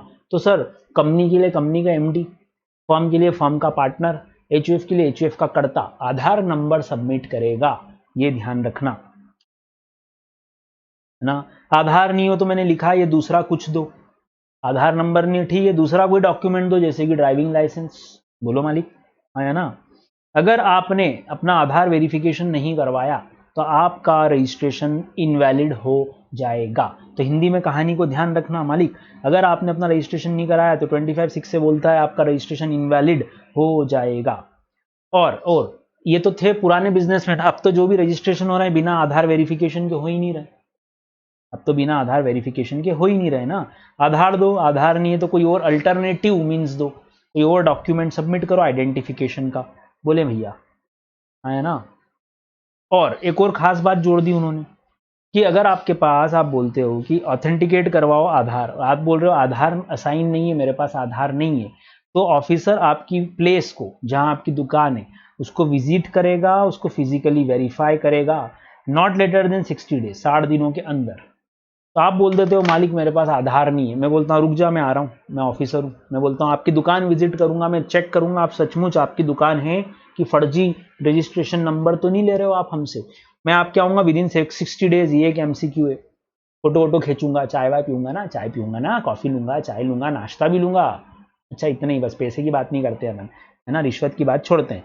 पर 60 डेज में आया, मैं विजिट करूंगा, अब फोटोग्राफ वगैरह लेके फॉर्म नंबर REG30 में लोड करूंगा विद इन 15 डेज जब से वो वेरिफिकेशन। तो 60 डेज 15 डेज, ध्यान रखना फॉर्म नंबर कितने याद रख पाओगे मुझे नहीं मालूम है। 30 फॉर्म नंबर डायरेक्टली आप फॉर्म नंबर 30 पे आ जाए, जबकि 1 से शुरू है सीरियल। तो आप कितने रख पाओगे मुझे नहीं मालूम, वो आपके रिवीजन पे डिपेंड करता है। नेक्स्ट, अगर पर्सन अदर देन इंडिविजुअल है तो जैसे कि कंपनी फर्म वगैरह, तो उनके इन केस में आर्टिफिशियल पर्सन के केस में ये लोग सब अपना आधार नंबर वेरीफाई करवाएंगे। बोलो भैया, होल टाइम डायरेक्टर है, ट्रस्टी है, पार्टनर है, कर्ता है, ये लोग आर्टिफिशियल पर्सन को डील कर रहे हैं ना, तो ये लोग अपना आधार वेरीफाई करवाएंगे, नहीं तो अल्टरनेटिव मीन्स देंगे, सिंपल सी बात। सेक्शन की रिपीटेशन कर लो भैया। 22 क्या, रजिस्ट्रेशन कब कराना, 3 limit, 10 lakh, 20 lakh, 40 lakh. 40 lakh exclusively goods के लिए और कुछ स्टेट्स के लिए, 10 लाख 4 के लिए, 20 लाख 6 के लिए, चाहे गुड्स बेचो चाहे सर्विस बेचो कि बोथ बेचो। 23 किन किन को रजिस्ट्रेशन नहीं कराना है, जो 100% एग्जाम गुड्स बेच रहे हैं, जो नॉन टैक्सेबल गुड्स बेच रहे हैं, उनके लिए रजिस्ट्रेशन की कोई रिक्वायरमेंट नहीं है। जो लिमिट के नीचे हैं उनके लिए रजिस्ट्रेशन की रिक्वायरमेंट नहीं है। एग्जाम्प्टेड गुड्स बेच रहे हैं, रजिस्ट्रेशन की रिक्वायरमेंट नहीं है। 24 किन किन को कंपलसरी कराना है, 2 मेन लोग, एक इंटर स्टेट सप्लाई वाले लोग, सबसे इंपॉर्टेंट CTP NRTP सेक्शन 51 52। बोलो हाँ या ना। तो ये तो 4-5 नाम तो हमको यूं ध्यान रह जाने चाहिए कि 24 में इन लोगों को लगाना है। 25 क्या बोलता है सर, प्रोसीजर की रजिस्ट्रेशन कितने दिन में लेना है, कितने दिन में अप्लाई करना है, कितने दिन में ग्रांट हो जाएगा, और फिर उसके रूल्स अब आप बाद में पढ़ोगे, ये आ रहा है नीचे रूल्स, नीचे की तरफ ये रहा रूल्स। सेक्शन 25 यहाँ खत्म। फिर सेक्शन 29 की कैंसिलेशन होगा क्या, कैंसिलेशन हो सकता है, क्यों नहीं हो सकता। कैंसिलेशन का सेक्शन पढ़ो, या तो ऑफिसर खुद, या आपकी खुद की एप्लीकेशन पे, या आपके लीगल हायर्स की एप्लीकेशन पे। फादर की डेथ हुई, सन बोल रहा है मैं बिजनेस नहीं करता फादर का, मैं तो जॉब करता हूँ, ठीक है, फादर ने रजिस्ट्रेशन लिया था, हाँ क्या करो सर, अप्लाई करो कैंसिल करवा लो। तो आप खुद करवा लेना, ऑफिसर खुद कर देगा, या लीगल हायर्स अगर पर्सन की डेथ हो जाए। ये कैंसिलेशन प्रोस्पेक्टिव डेट से भी मांग सकते हो, जैसे कि आज मान लो मैंने कोई तारीख है सपोज 12 जुलाई को मैंने अप्लाई करा कैंसिलेशन के लिए, लेकिन मैंने बोला मैंने रजिस्ट्रेशन 1 अगस्त से कैंसिल करना, ऐसा मैंने बोला, तो प्रोस्पेक्टिव से हो रहा है। ओके, 12 जुलाई को मैंने अप्लाई किया, लेकिन मैंने बोला 5 जुलाई से ही कैंसिल कर देना, अब तो मैं तब से ही बिजनेस बंद कर चुका हूँ, ऑफिसर इंक्वायरी करेगा, देख लेगा सब ठीक है, तो 5 जुलाई से भी बंद कर सकता है। तो प्रोस्पेक्टिव भी हो सकता है और रेट्रोस्पेक्टिव भी। ध्यान रखना, जब तक रजिस्ट्रेशन लिया था तब तक की लायबिलिटी के लिए तो आप लायबल रहोगे ही सही, वो तो बात मालूम है आपको। इसका पेमेंट कहाँ से आएगा, सारे टैक्सेस का, सर आपके कैश लेजर और क्रेडिट लेजर खत्म किए जाएंगे, क्रेडिट लेजर को और कैश लेजर को खत्म किया जाएगा, यूज किया जाएगा, और आउटपुट लायबिलिटी आपको पे करना पड़ेगी। आउटपुट लायबिलिटी पे करने का मतलब क्या, देखो देखो आउटपुट लायबिलिटी देखो, आप क्या बोल रहे हो कि मैं तो मेरी दुकान बंद कर रहा हूँ, मेरी दुकान उठा रहा हूँ, कोई बात नहीं, किस तारीख से उठा रहे हो भैया, आपने बोला 1 अगस्त से, ओके, तो 1 अगस्त के दिन जितना स्टॉक पड़ा होगा, जो भी फिनिश गुड्स, रॉ मटेरियल, जितना भी कैपिटल गुड्स, उसकी क्रेडिट रिवर्स करना पड़ेगी। क्रेडिट आप ले चुके हो अगर तो रिवर्स करना पड़ेगी ना, क्योंकि इसकी क्रेडिट ले ली लेकिन अब आउटपुट आएगा क्या उल्टा हो सकता है। अब आप इसको बेच बेच के बाहर हो रहे हो कि दुकान बंद कर रहा हूँ, माल बेचता हूँ, तो आउटपुट आएगा या यस आएगा। तो आउटपुट टैक्स लायबिलिटी या इनपुट क्रेडिट, इन दोनों में से जो भी हायर होगा उतना पेमेंट आपको आखिरी में देना पड़ेगा। वापस से बोल रहा हूँ, आउटपुट टैक्स लायबिलिटी या जितना स्टॉक पड़ा है, whichever is lower higher, whichever is higher, इतना आपको पे करना पड़ेगा। हालांकि एग्जाम में इसके ऊपर क्वेश्चन नहीं आता। चलो साहब, रजिस्ट्रेशन के रूल की तरफ बढ़ते हैं। किस किस को रजिस्ट्रेशन के लिए कौन से फॉर्म में अप्लाई करना है। देखो 4 लोगों को बाहर कर दिया, बोलो रूल 8 किस किस पे नहीं लगेगा। मतलब ये लोग तो स्पेशल हो गए पहले से ही, ये नॉर्मल रजिस्ट्रेशन प्रोसीजर में ये लोग कवर नहीं होंगे, इनके लिए अपने को रूल ही अलग बनाना पड़ेगा। बोलते जाओ, पहला एनआरटीपी, दूसरा सेक्शन 51 वाले लोग, 52 वाले लोग और ओआईडीआर। अब ध्यान रखना इसमें सीटीपी कवर्ड है, इसमें सीटीपी कवर्ड है। सीटीपी वाले के ऊपर रूल 8(1) के तहत रूल 8 ही अप्लाई होगा। ये लोग वो हैं जो लायबल है रजिस्ट्रेशन के लिए, और ये रजिस्ट्रेशन मांग रहे हैं, वॉलेंटरी है 25(3), ये वॉलेंटरी है, ये खुद मांग रहा है। तो अप्लाई करें रजिस्ट्रेशन के लिए, 4 डिटेल दे अपनी। सबसे पहला पेन, मोबाइल नंबर, ईमेल और यूनियन। फॉर्म नंबर बोलो REG 01 का पार्ट ए पहले फिल होगा, पार्ट ए फिल करके ये लोग ऑनलाइन सेंड कर देंगे। ISD को भी सेपरेट एप्लीकेशन देना पड़ेगी अपने रजिस्ट्रेशन के लिए। रूल 8(2) क्या बोलता है, अगर आपकी एप्लीकेशन पहुंच गई और उनको सब ठीक लगा तो प्रोसीजर कैसा हो गया, आप अप्लाई करो, पहले पार्ट ए फिल करो। अगर आपका पार्ट ए उनको ठीक लगा तो सेकंड स्टेज में आप पहले अप्लाई कर दो REG 01 पार्ट ए, फिर उसको वेरिफिकेशन किया जाएगा, फिर आपका एक TRN जनरेट होगा, टेम्पररी रेफरेंस नंबर। आपका पेन नंबर वैलिडेट किया जाएगा CBDT की वेबसाइट से, आपके पास OTP आएंगे 2। आपका जैसे ही REG 01 फाइल होगा, वेरिफिकेशन कंप्लीट होगा तो फिर TRN जनरेट हो जाएगा। जैसे ही TRN आ जाए, कहने का मतलब एक टेम्पररी रजिस्ट्रेशन नंबर जैसा कुछ आ गया है, रेफरेंस नंबर आ गया, आप पार्ट बी फाइल करोगे। अभी पार्ट ए फाइल किया था, पार्ट बी फाइल करो। पार्ट बी फाइल करोगे तो आपको एक एक्नॉलेजमेंट आ जाएगी, जैसे इधर सबमिट हुआ इधर से एक्नॉलेजमेंट के हमको आपका फॉर्म रिसीव हो गया, ऑटोमेटिक मेल आता है वो तो खैर।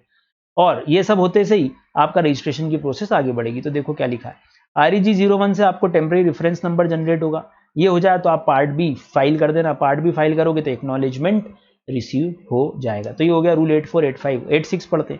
8(6) सिर्फ सिटी पे लगेगा, NRTP के लिए तो लग ही नहीं रहा ना। रूल 8 NRTP के लिए नहीं लग रहा, तो ये किसके लिए लग रहा है, CTP के लिए। आने से 5 दिन पहले आपको रजिस्ट्रेशन के लिए अप्लाई करना है। असम से MP में आ रहे हो ना, MP गवर्नमेंट बोल रही भैया कौन, बोले मेहमान। ओके, घूम घूम के गुड्स बेचते हो, हाँ चलो एक काम करो, अप्लाई करो आने से 5 दिन पहले। कब से बिजनेस ओपन करना है मालिक, आप बोल रहे हो 10 अक्टूबर, हाँ तो 5 तारीख, 5 दिन पहले से अप्लाई कर देना है। 6 तारीख से पहले अप्लाई कर चुके होना चाहिए। और चूंकि तुम घुमंतु लोग हो, आज आए हो, कब टिम टावड़ा उठाओगे और भाग जाओगे, तो तुम्हें एडवांस टैक्स भी जमा करना है। एडवांस टैक्स एस्टिमेटेड होगा, एक्चुअल होगा, सर एस्टिमेटेड ही होगा ना, दुकान खुली कहाँ है अभी, 10 तारीख से खुलेगी ना दुकान, तो एस्टिमेटेड आपको टैक्स भरना पड़ेगा। तो इन लोगों के लिए प्रोसीजर का रूल देखो, इनको भी पहले TRN आएगा, ये लोग एडवांस टैक्स देंगे और एक्नॉलेजमेंट जनरेट करेंगे। ठीक, ध्यान रखिएगा। जब तक ये पैसा डिपॉजिट नहीं कर देंगे तब तक इनका रजिस्ट्रेशन का प्रोसेस, एक्नॉलेजमेंट इशू कुछ भी नहीं किया जाएगा। ये हो गया रूल 8 खत्म। रूल 9 क्या बोलता है, वेरिफिकेशन होगा। भाई आपने एप्लीकेशन ऑनलाइन लोड कर दी, डिपार्टमेंट के पास 3 दिन है, अपन ने पढ़ा ना, 3 दिन में अगर उन्होंने एक्शन नहीं लिया तो डिम्ड अप्रूवल हो जाएगी।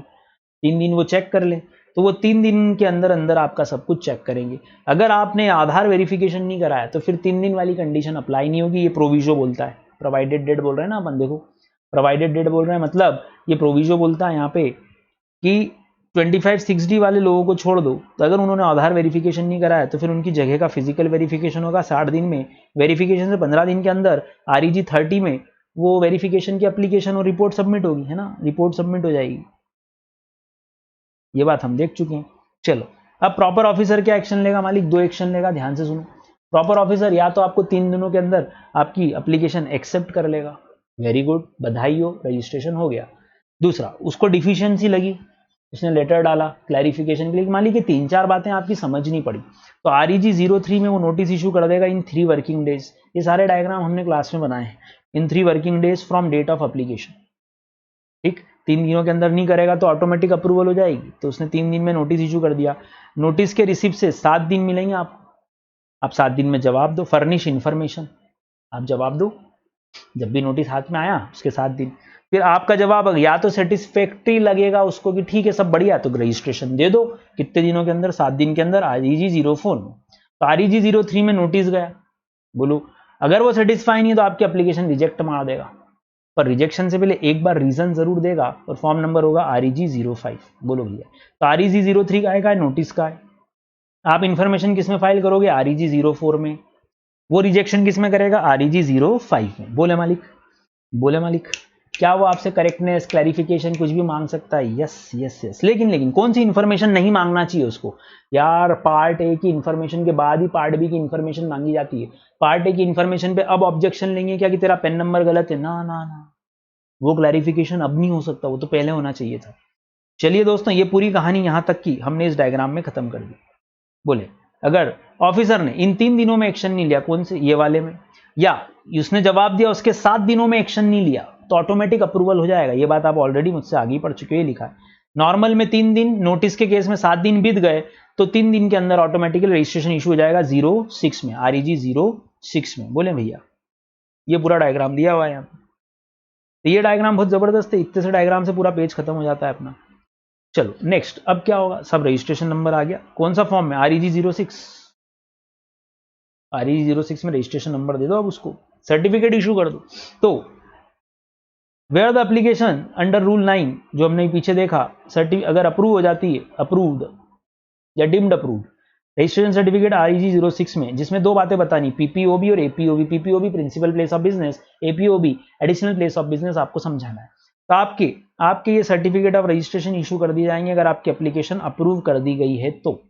कितने डिजिट होगा, वही 15, 2 10 2 1 और बीच में Z आएगा, बीच में एक Z आएगा ना, डिफॉल्ट डिजिट है ना। चलो साहब, रजिस्ट्रेशन इफेक्टिव कब से होगा, अगर 30 दिनों के अंदर अप्लाई कर दिया था तो जब से आप लायबल हुए थे, 30 दिनों के बाद किया, ये रहा आफ्टर, 30 दिनों के बाद किया, तो जब से रजिस्ट्रेशन नंबर दिया जाएगा उस तारीख से ही अप्लाई होगा। चलो, every certificate should be electronically signed, ऐसा तो नहीं करेंगे अंगूठा लगा के, वेरी गुड। चलो, कम्युनिकेट कर देना उसको, मेल पे जाएगा वो तो सब कुछ, अब तो है ना, मेल पे जाएगा। With in 3 days after the expiry of the period under rule 95। ये रूल 95 अभी देखा था आपने कि 3 दिन बीत गए तो उससे अगले 3 दिनों में आपको रजिस्ट्रेशन पहुंचा नहीं है, 7 दिन बीत गए कोई जवाब नहीं, अगले 3 दिन अगले रजिस्ट्रेशन इशू कर देना उसको। डिम्ड अप्रूवल हो गया यहां से भैया, है ना, डिम्ड अप्रूवल मान लिया जाएगा। बढ़िया हो गया रिवीजन इतना। चलो, सेपरेट रजिस्ट्रेशन लेना है कि एक ही लेना, अभी मैंने बताया, ये लिखा एक स्टेट मल्टीपल रजिस्ट्रेशन, इससे रिवाइज कर लो, हिंदी में ही बोलना आपको तो। बोलो हाँ या ना, हाँ या ना। तो ईच सच प्लेस का रजिस्ट्रेशन ले सकते हो आप एज पर सेक्शन 25 सबसेक्शन 2 के according. Such person is more than 1 place, ले लो। आप कंपोजिशन सप्लाई वाले व्यक्ति नहीं होने चाहिए। अगर आप कंपोजिशन सप्लाई वाले व्यक्ति हो तो आपको एक ही रजिस्ट्रेशन की जरूरत है, आपको एक से ज्यादा रजिस्ट्रेशन की एक ही स्टेट में जरूरत नहीं है। तो सेक्शन 10 वाला व्यक्ति, बोलो भैया हाँ या ना, रजिस्ट्रेशन मल्टीपल लेगा ही नहीं। अच्छा, एक और उन्होंने कहानी बताई, मेरे 3 ऑफिसेज हैं, इंदौर, भोपाल और देवास। अगर मैं कंपोजिशन में हूं तो एक ही रजिस्ट्रेशन होता है, क्योंकि एग्रीगेट टर्नओवर के बेस पे टैक्स पे होता है। लेकिन मल्टीपल रजिस्ट्रेशन लेने के लिए भी ये देख रहे हैं वो कि सेक्शन 10 वाले व्यक्ति को मल्टीपल रजिस्ट्रेशन नहीं देंगे। बोलो हाँ है ना। और सेक्शन 10 वाले को नहीं देंगे, इसका मतलब जो रेगुलर स्कीम में आता है, सेक्शन 9 रेगुलर स्कीम वाला व्यक्ति है, सेक्शन 10 कंपोजिशन वाला है, तो सेक्शन 9 में जो लोग कवर हुए और उनके एक से ज्यादा बिजनेस प्लेसेस हैं, वो लोग रजिस्ट्रेशन ले सकते हैं, एक से ज्यादा। तो क्वेश्चन एमसीक्यू में बताओ, कौन एक से ज्यादा रजिस्ट्रेशन नहीं ले सकता? सर, एक ऐसा व्यक्ति जो रेगुलर स्कीम में कवर्ड नहीं है, जो सेक्शन 10 में कवर्ड है। चलो ठीक है। और ऑल सेपरेटली रजिस्टर्ड प्लेसेस शैल पे टैक्स ऑन देयर गुड्स या सप्लाई, जो भी वो कर रहे हैं, टू अनदर रजिस्टर्ड प्लेस भी जाएगा ना। एक ब्रांच से दूसरी ब्रांच सप्लाई मानी जाती है, शेड्यूल 1 याद करो, डिस्टिंक्ट पर्सन। एक ब्रांच से दूसरी ब्रांच गुड सर्विस कुछ भी गया तो सप्लाई मान लिया जाएगा, शेड्यूल 7 पढ़ा है हमने, विदाउट कंसिडरेशन। तो अगर आप एक से ज्यादा रजिस्ट्रेशन लेते हो तो तीसरा इफेक्ट क्या आएगा? पहला, एक ही स्टेट में एक से ज्यादा रजिस्ट्रेशन ले सकते हो। दूसरा, आप सेक्शन 10 में कवर नहीं हो, सेक्शन 9 में कवर्ड हो तो ले सकते हो। तीसरा, इंदौर से भोपाल ब्रांच को ही मैंने अगर गुड्स भेजे तो भी सप्लाई मानते हुए इनवॉइस तो बनाना पड़ेगा। बोलो भैया, बोलो मालिक, बोलो यार, बोलो यार हाँ या ना। अच्छा, एक और लफड़ा, एक लफड़ा और बता देता हूं।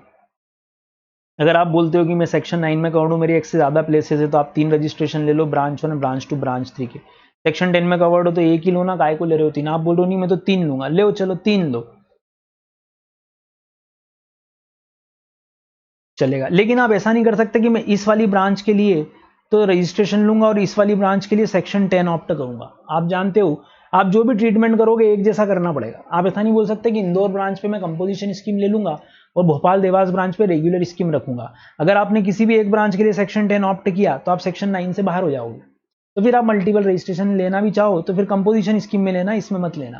तो कंक्लूजन बोलूं सर, एक से ज्यादा एक स्टेट एमपी एक से ज्यादा रजिस्ट्रेशन ले सकते हैं, हाँ, चाहे आप सेक्शन 9 में हो चाहे सेक्शन 10 में हो, लेकिन किसी एक सेक्शन में रहना, दोनों में एक साथ नहीं रह पाओगे। तो ये लाइन ध्यान रखना। नेक्स्ट देखो, मीनिंग ऑफ डिस्टिंक्ट पर्सन। मैंने ये एग्जांपल लिया था कि मेरी 3 ब्रांचेस है मालिक, भोपाल, देवास और जयपुर। एक एमपी में है, ये दोनों तो, और ये राजस्थान में है। अगर भोपाल से माल गया कहां पे? देवास गया ना, तो यहां इनवॉइस इशू होना चाहिए। इसका मतलब इसका आउटपुट ही इसका इनपुट बनेगा, चलेगा। गवर्नमेंट ने बोल ही दिया था इन दोनों को हम सेपरेट पर्सन मानेंगे। ये सेक्शन 25(4) में भी बोला है, देख लो।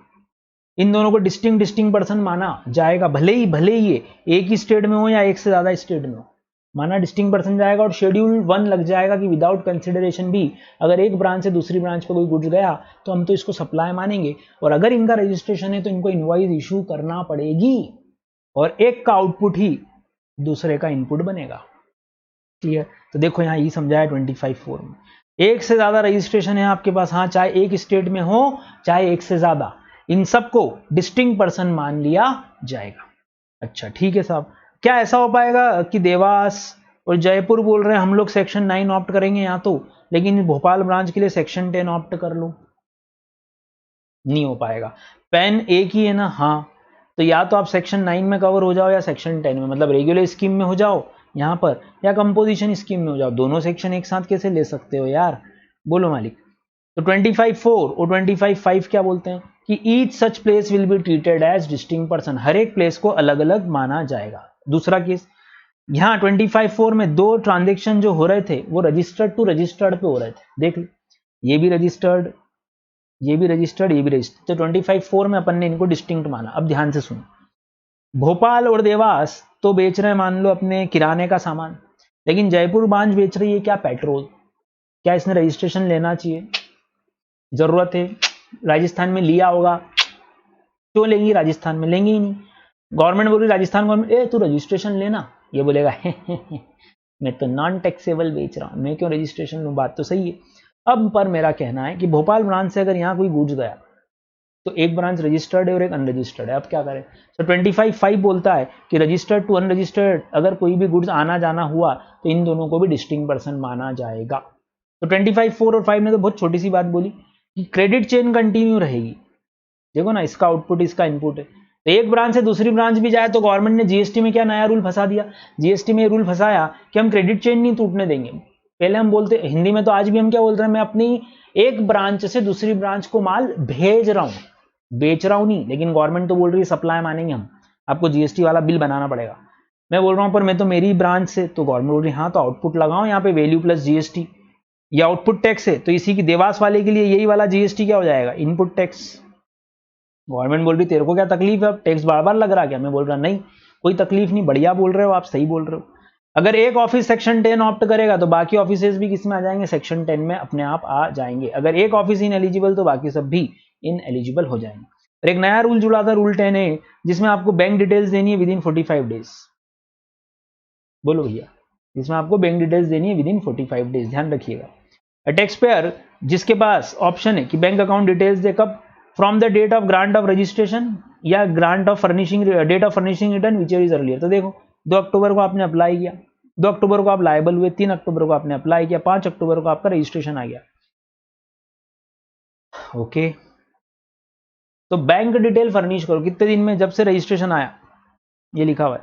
ग्रांट ऑफ रजिस्ट्रेशन मतलब यहां से 45 दिन गिन लो, लेकिन इसी बीच अक्टूबर तारीख का आपको रिटर्न भरना पड़ जाएगा यहां पर 10 नवंबर को, तो फिर ये अर्लियर हो गया, विच एवर इज अर्लियर, है ना। तो 45 दिन कहां से गिनना है? यहां से 45 दिन, या जब से मिला रिटर्न फाइल करोगे, ये लिखा ना due date of furnishing the return whichever is earlier. तो 45 दिन from the grant of registration से 45 दिन ले लेना, या इसी बीच ड्यू डेट आ जाए तो वो ले लेना, which ever is earlier. Formula ध्यान रखना, ये किसके लिए, बैंक अकाउंट की डिटेल देने के लिए।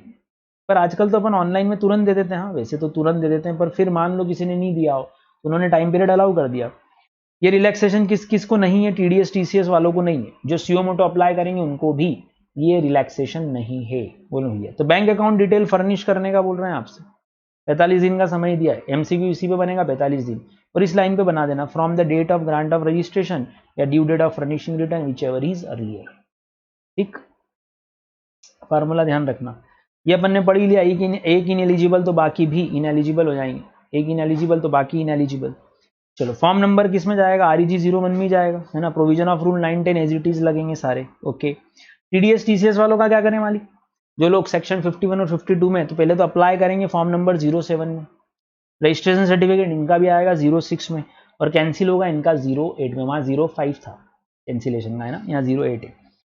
चलो फॉर्म नंबर ये गया, 81 के बाहर थे ये लोग, याद करो, इसलिए इनके ऊपर रूल 8 तो लगा नहीं, इनके ऊपर क्या लगा, रूल नंबर 12। कोई फिजिकल प्रेजेंस नहीं हो इनकी तो क्या करें, ऐसे बहुत सारे लोग हैं ना जिनका इंडिया में फिजिकल प्रेजेंस नहीं है, तो क्या करें, ये उस स्टेट का नाम पार्ट ए में लिखेंगे जहां इनका प्रिंसिपल प्लेस ऑफ बिजनेस हो, देख लो, जहां इनका प्रिंसिपल प्लेस ऑफ बिजनेस हो। तो चलो भैया, सबसे पहला टीडीएस टीसीएस वाले लोग फॉर्म नंबर REG 07 में अप्लाई करेंगे। अगर उनके पास सबसे पहले क्या फाइल करना है, पार्ट ए फाइल करना है of REG 07। Mention the name of the state in part B, यहाँ पार्ट बी में मेंशन द स्टेट, अगर उनका यहाँ पर डिफरेंट टेरिटरी है, डिफरेंट लोकेशन है, तो ये लिखा हुआ different from the state mention in part A. बोलो भैया, प्रिंसिपल प्लेस अगर अलग हो तो फिजिकल प्रेजेंस ना हो तो क्या करें, पार्ट ए में स्टेट का नाम प्रिंसिपल प्लेस ऑफ बिजनेस में लिखना। अगर वो और ये नाम सेम है तो पार्ट बी में मत लिखना, अलग अलग हो तो यहाँ अलग से लिखना पार्ट बी में, वैसे तो सेम ही रहता है पर फिर भी। ऑफिसर वेरीफाई करेगा, 3 वर्किंग डेज में आपको रजिस्ट्रेशन दे देगा। बोलो भैया, है ना। और अगर ऑफिसर को लगता है कि नहीं कोई इंक्वायरी करनी है, प्रॉपर ऑफिसर को लगता है कि नहीं ठीक है सब कुछ ठीक है, तो रजिस्ट्रेशन नंबर दे दे, सब कुछ ठीक नहीं है कैंसिल कर दे 08। तो इतनी सी बात ध्यान रखना है जो लिखी 7, 6 और 8। फिर NRTP के लिए भी रूल 8 लगा था क्या, ये लिखा मैंने, रूल 8 से बाहर थे, रूल 8 से बाहर था, रूल 8 से बाहर था ना ये NRTP वाला व्यक्ति, तो उसके लिए क्या करा सर, NRTP वाले व्यक्ति से पासपोर्ट मांगो क्योंकि उसके पास पेन तो होता ही नहीं है। फॉर्म नंबर कौन सा जाएगा, REG 09। बिजनेस पेरिस से आ रहा है वो यहाँ बिजनेस करने, पेरिस से आ रहा है तो आने से 5 दिन पहले वो यहाँ पे रजिस्ट्रेशन के लिए अप्लाई करे। फिर एक और खास बात बोली गई, अगर मान लो उसके पास पेन नहीं है तो क्या करें, उस देश का टिन नंबर जिस जहां से वो आ रहा है, सपोज वो यूएस से आ रहा है तो यूएस का टिन या पेन या वहां का कोई यूनिक नंबर होगा। अरे जैसे अपने यहाँ भी तो कॉर्पोरेट आइडेंटिफिकेशन नंबर है कि नहीं है कंपनीज के, ऐसे उसका भी कुछ होगा। पेन तो है नहीं तो पासपोर्ट मांग लेना, है ना। तो 3 बातें, पासपोर्ट मांगना, पेन है नहीं, और ये तीसरी बात लगा देना कि अगर वो रजिस्टर्ड एंटिटी हो, कोई इंडिविजुअल हो तो बात अलग है, रजिस्टर्ड एंटिटी तो उस देश का जहां से वो आ रहा है उसका टिन विन मांग लेना। आएगा तो TRN दिया जाएगा सबसे पहले, उसको एडवांस टैक्स डिपॉजिट करना पड़ेगा, तो एक्नॉलेजमेंट इशू कर दी जाएगी, ध्यान रखिएगा, है ना। कितने दिन लगेंगे, वही 3 दिन 7 दिन, 3 दिन डिम्ड रजिस्ट्रेशन हो जाएगा उसका। 3 दिन के बाद अगर आपने नोटिस इशू करा तो नोटिस का वो जवाब देगा, जवाब आने से 7 दिन के अंदर आप उसको रजिस्ट्रेशन दे देना या कैंसिल कर देना, वो का वही प्रोसीजर रूल 9 और 10 में पड़ा। नेक्स्ट रूल 13 के बाद रूल 14, 15 OIDAR के लिए, OIDAR के लिए और CTP NRTP के लिए क्या एक्सटेंशन हो पाएगा, तो OIDAR का तो ऐसे ही पढ़ लो बस, to a non taxable online recipient. ये देखो, any person supplying online information from a place outside India, India के बाहर से कोई सर्विसेज दे रहा है। फॉर्म नंबर REG 010, REG 010 में अप्लाई करो और रजिस्ट्रेशन मिल जाएगा उसको 06 में, रजिस्ट्रेशन ग्रांटेड इन 06 अगर सब कुछ ठीक रहा तो। ठीक है साहब। और सर क्या NRTP CTP पहले आए थे बेचारे, देखो कोई आया था MP से आया, कहाँ MP आया, कहाँ से, असम, असम से कोई व्यक्ति MP आया, उसने बोला मैं 10 तारीख से लेके 25 तारीख तक यहाँ दुकान चलाऊंगा। ओके, आने से 5 दिन पहले उसने रजिस्ट्रेशन ले लिया, एडवांस टैक्स जमा कर दिया। ओके, 15 दिन बिजनेस बहुत जबरदस्त चला उसका, उसको लगा मैं और एक्सटेंड करवाना चाहता हूँ, मैं 25 तारीख नहीं, 25 अक्टूबर नहीं, मैं तो यहाँ 10 नवंबर तक और रुकूंगा क्योंकि बिजनेस चल गया मेरा। तो 15 दिन तो मांगे थे आपने शुरुआत में, अब यार बिजनेस चल गया तो मैंने तो 15 दिन का ही रजिस्ट्रेशन लिया था, अब क्या करें सर, एक्सटेंशन मांगू ना, एक्सटेंशन मांगो। एनआरटीपी सीटीपी वाले लोग बोल रहे हैं यार हम थोड़ा दिन और रुकना चाहते हैं, आपके और मेहमान बन के रहना चाहते हैं, ठीक है तो अप्लाई करो। कब अप्लाई करोगे? REG 11 में। कब करना? Before validity ends. आपकी वैलिडिटी कब खत्म हो रही है? 25 तारीख को। इसके पहले पहले अप्लाई कर देना। कितना एक्सटेंशन हो सकता है? Maximum 90 days. बोलो कितना एक्सटेंशन हो सकता है? 90 डेज तक का एक्सटेंशन हो सकता है। आपको एडवांस टैक्स और भरना पड़ेगा कि हाँ आपने एक्सटेंशन मांगा है ना, तो और एडवांस टैक्स देना पड़ेगा ना, उसमें क्या है? बोलो भैया, है ना। सिंपल एनआरटीपी का एक्सटेंशन हो सकता है, ध्यान रखिएगा। अच्छा, इसमें एक खास बात और ध्यान रखना कि जब आप बाहर से इंडिया आ रहे हो ना, तो आपको इंडिया में एक अथोराइज्ड सिग्नेटरी रखना पड़ेगा अपना, जिसके पास इंडिया का पैन हो। जैसे कि आप मुझे बना दो, आप बाहर से आ रहे हो, आप मेरे पास आए कि सर रजिस्ट्रेशन भी लेना पड़ेगा और हमको एक व्यक्ति भी चाहिए जो यहाँ का अथोराइज सिग्नेटरी हो जाए। मैंने कहा मुझे ही बना दो, मैं ही बन जाऊँगा क्योंकि मेरे पास पेन है, परमानेंट अकाउंट नंबर है मेरे पास। तो ये एक MCQ आ सकता है कि रेसिडेंट होना ज़रूरी है और पेन नंबर होना ज़रूरी है, तो मुझे उसने अथोराइज सिग्नेटरी बना दिया, कोई प्रॉब्लम नहीं। तो ये बात ध्यान रखिएगा कि NRTP के लिए आप किसी को एक अथोराइज सिग्नेटरी ज़रूर बनाना। चलिए मालिक, नेक्स्ट, सीओ मोटो कैंसिलेशन हो सकता है क्या, या रजिस्ट्रेशन हो सकता है क्या? बिल्कुल, कैंसिलेशन भी हो सकता है, रजिस्ट्रेशन भी हो सकता है। रजिस्ट्रेशन का रूल है रूल 16।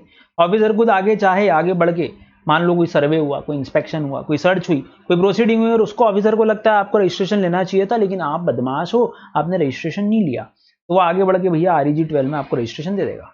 कैसे? टेम्पररी बेसिस पे आगे बढ़ के दे रहा है, इसलिए टेम्पररी बेसिस पर आपको ऑर्डर इशू कर देगा REG 12 में। REG 12 में ऑर्डर इशू कर देगा। और रजिस्ट्रेशन जो ग्रांट होगा वो कब से ग्रांट होगा? Effective from the date of order, शुरू से जब से ऑर्डर आया था।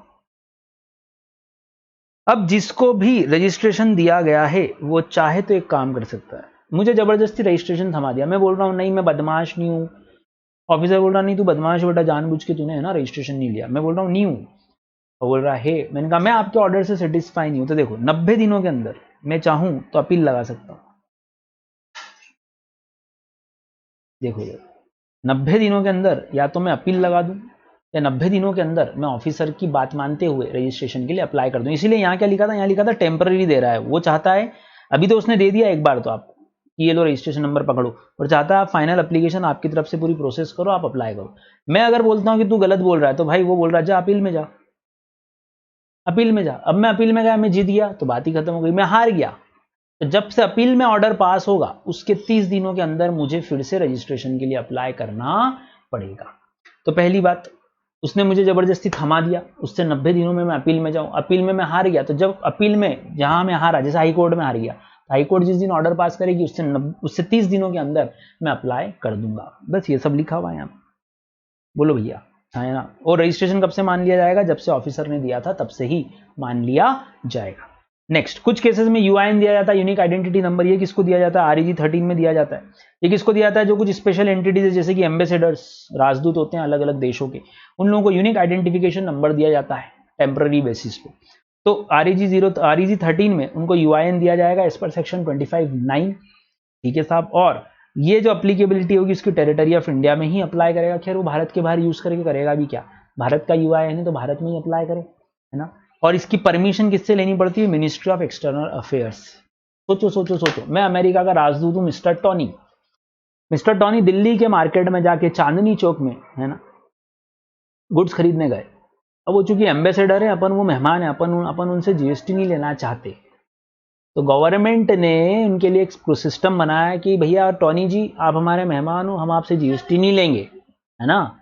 पर दुकानदार बोल रहा माई बाप मैं तो आपका ही दुकानदार हूँ दिल्ली का चांदनी चौक का, मैं इनवॉइस कैसे बनूं बिना GST के? तुम्हारा ऑफिसर बहुत मारेगा मेरे को। और बोला अच्छा रुको रुको, टॉनी जी आपको हम ये नंबर दे रहे हैं, ये नंबर आप उस दुकानदार को दे देना और उसको GST दे देना और बिल ले लेना, उससे इनवॉइस ले लेना। टॉनी जी ने बोला बहुत बढ़िया साहब। टॉनी जी ने दुकानदार को बोला ये ले मेरा UIN, GST नंबर तो है नहीं उनके पास, क्या है? UIN। दुकानदार ने देखा, समझ गया वो कि ये कोई स्पेशल आदमी है, इनवॉइस बनाया, गुड्स बेचे, आना साहब आप तो हमारे मेहमान, वो यूनिक आइडेंटिफिकेशन नंबर देख के समझ गया कि ये मेहमान है अपना, कोई खास व्यक्ति है। GST पे करके टॉनी जी अपने राजदूत में वापस अपने महल आ गए, है ना, अपने घर आ गए, मतलब ऑफिस आ गए, जो भी बोल लो, दिल्ली में। फिर जब वो चाहें तो इस UIN के बेसिस पे वो GST जितना पे करा है ना उसको रिफंड में मांग सकते हैं, ये ध्यान रखना। उसका रिफंड मिल जाएगा कुल मिला के, कहानी इतनी से, क्योंकि मेहमान है वो अपना। नेक्स्ट, रजिस्ट्रेशन सर्टिफिकेट दिखावा करना पड़ेगा। हाँ, जब अपन सेल्फी में लगातार दिखावा कर रहे हैं, गवर्नमेंट बोल रही है तुम्हारे पिताजी का क्या जा रहा है, रजिस्ट्रेशन नंबर दिखावा करने में कहाँ करोगे, पीपीओबी और एपीओबी, हर प्लेस पे साफ साफ दिखना चाहिए बाहर। बोलो भैया, सब दूर। नेक्स्ट, क्या रजिस्ट्रेशन सर्टिफिकेट में अमेंडमेंट हो सकता है? हो सकता है, चाहे वो रजिस्ट्रेशन 01 का हो, 7 का हो, 9 का हो, 10 का हो, 13 का हो, 5 जगह अप्लाई कर रहे हो आप। बोलो भैया, तो रजिस्ट्रेशन अमेंड करवाना, जैसे एड्रेस ही बदल गया, प्रोप्राइटर से आप पार्टनरशिप फर्म में आ गए, तो कैंसिलेशन करा के नया रजिस्ट्रेशन लेना पड़ेगा वहां। तो खैर, अमेंडमेंट करवाना है, 15 दिन में अमेंडमेंट करा दो, और कुछ नहीं। तो सपोज अभी तक आप बोल रहे थे कि मैं तो सिर्फ शूज बेचूंगा, अब बोल रहे हो कि मैं शूज के साथ सॉक्स भी बेचूंगा तो ले लो ना रजिस्ट्रेशन, किसने मना किया? अमेंड करवाओ उसको, रजिस्ट्रेशन तो है ही तुम्हारा। रजिस्ट्रेशन के लिए फॉर्म नंबर, अमेंडमेंट के लिए REG 14। बोलो भैया, है ना। 1 किसका था? रेगुलर वाले का। 7 किसका था? CTP का। NRTP का क्या था? Form number 9। और स्पेशल वालों का क्या था? 13, है ना। तो 1, 7, 9, 13 में आप अप्लाई कर रहे हो। OIDAR 10 में अप्लाई कर रहा था। बोलो मालिक, ये सब लिखा हुआ है यहाँ पे। दिख रहा? नहीं दिख रहा? नहीं दिख रहा? अच्छा, मैं अड़ गया बीच में। लो, अब दिख रहा? अरे देखो, दिख रहा कि नहीं दिख रहा? ये सब रजिस्ट्रेशन के फॉर्म नंबर है। अमेंड करवाना है, करवा लो, कोई दिक्कत नहीं है। जब भी चेंज करवाओगे, REG 14 में चेंज करवा लेना आप। एड्रेस बदल गया आपका, एड्रेस बदल गया, तो REG 14 में अप्लाई करो। कितने दिनों के अंदर? 15 दिन के अंदर। 15 दिन के अंदर अप्लाई कर देना। नहीं सॉरी, हाँ 15 दिन के अंदर ही था ना। हाँ, मैं कुछ गलत तो नहीं बोल रहा ना? हाँ 15 दिन, 15 दिन ही था। चलो, मान लो आप बोलते हो कि भाई 10 अक्टूबर को मेरा एड्रेस बदला, तो ठीक है, यहाँ से 15 दिन के अंदर आप अप्लाई कर देना REG 14 में। क्लियर? आपने 15 अक्टूबर को अप्लाई कर दिया, सबमिट कर दी एप्लीकेशन, वेरी गुड। 15 दिन के अंदर सब एप्लीकेशन कर दी, तो उसके अगले 15 दिन में अप्रूवल आ जानी चाहिए। कौन से फॉर्म में? REG 15 में। तो 14 में आपने अमेंड करवाया, 15 में उन्होंने अगले 15 दिनों में आपके लिए ये काम करके दे दिया। देखो भैया, अगले 15 दिन दिख रहा है आपको अब स्क्रीन पे, ये है ना। तो बहुत ही बढ़िया, आपका जब भी चेंज हो उससे 15 दिनों में अप्लाई कर दो। ये 15 दिनों के अंदर अप्लाई करना चाहिए था आपके, उससे 15 दिनों में वो आपको अप्रूवल दे देंगे। चेंज किस किस से रिलेट करेगा? चेंज रिलेट करेगा या तो आपके लीगल नाम से, एड्रेस से, चाहे पीपीओबी का हो, एपीओबी का हो, कोई पार्टनर आया गया, डायरेक्टर, कर्ता, मैनेजिंग कमेटी के मेंबर का चेंज, है ना। ध्यान रखना, इसमें कैंसिलेशन वाला कोई सेक्शन नहीं लग रहा, आप सिर्फ अमेंड करवा रहे हो, कैंसिल नहीं करवा रहे हो। तो प्रॉपर ऑफिसर आपसे 15 दिनों के अंदर एप्लीकेशन ले लेगा REG 14 में, और अगले 15 दिनों के अंदर REG 15 में अप्रूवल दे देगा। इफेक्टिव कब से होगा भैया? सर, जब से वो इवेंट हुआ तब से इफेक्टिव हो जाएगा। इवेंट कब हुआ था? 10 अक्टूबर को, तो यहां से इफेक्टिव होगा। भले ही उसने ऑर्डर 25 अक्टूबर को दिया आपके अप्रूवल का, है ना, अप्रूवल 25 अक्टूबर को आई, कोई बात नहीं, आ गई ना 15 दिनों के अंदर। 15 अक्टूबर को अप्लाई किया था आपने, तो यस, करेक्ट बात। चलो साहब, और ध्यान रखना, ये अगर एक जगह बदलोगे तो सब जगह बदलेगा, चाहे कोई सा भी स्टेट हो, है ना। चलो, अगर अब बात करें हम क्लॉज ए के, ये पॉइंट, ये क्लॉज ए था। अब बात करते हैं अपन कि क्लॉज ए के अलावा यदि कोई चेंज है, ये लिखा हुआ change relate two clause A, तो सारे रजिस्ट्रेशन पे इफेक्टिव हो जाएगा। चेंज अगर अदर देन ए है, कोई और चीज बदली इनके अलावा, तो जिस दिन आप सबमिट करोगे ना एप्लीकेशन, वहां पे वो एप्लीकेबिलिटी आएगी, ना कि इवेंट से। अभी तक क्या बोल रहे थे? जब से इवेंट हुआ तब से एप्लीकेबल इफेक्टिवनेस आ जाएगी। अब बोल रहे हो सबमिशन से इफेक्टिव होगा, ध्यान रखिएगा। और चेंज इन कॉन्स्टिट्यूशन हुआ तो सर आपको फ्रेश रजिस्ट्रेशन के लिए अप्लाई करना पड़ेगा REG 01 में। जैसे मैंने बोला ना, प्रोप्राइटरशिप को पार्टनरशिप में कन्वर्ट कर दिया, फादर की डेथ हो गई, सन आ गया, एक्स लिमिटेड अमलगमेंट हो गई वाई लिमिटेड में, तो वाई लिमिटेड ट्रांसफर ही, उसको नया रजिस्ट्रेशन ऑब्टेन करना पड़ेगा। चलो, रेट्रोस्पेक्टिव इफेक्ट नहीं होगा मालिक, बोलो हाँ या ना। क्या लिखा? Any particular shall is not stand amended with effect from a date earlier than the date of submission of the application except with the order of commissioner to be recorded in writing. तो जब तक commissioner ना बोल दे, retrospective effect से कोई भी चीज applicable नहीं होगी। रेट्रोस्पेक्टिव इफेक्ट का मतलब, आप बोल रहे हो कि मेरा एड्रेस बदला 10 तारीख से, लेकिन मैं चाहता हूं कि 5 तारीख से ये इफेक्टिव हो जाए। एड्रेस कब बदला? यहां से, तो अमेंडमेंट कब से होगा? जब से वो इवेंट हुआ, ऑफिसर ने बोला चलो 10 तारीख से अमेंड कर देते हैं, आप बोल रहे हो नहीं नहीं मेरे को 5 से परमिशन दो, तो भैया 5 से परमिशन कौन देगा? 5 से परमिशन देने की औकात सिर्फ किसकी है? कमिश्नर की है। ये बात आप ध्यान रखिएगा। बोले मालिक, समझ में आया क्या?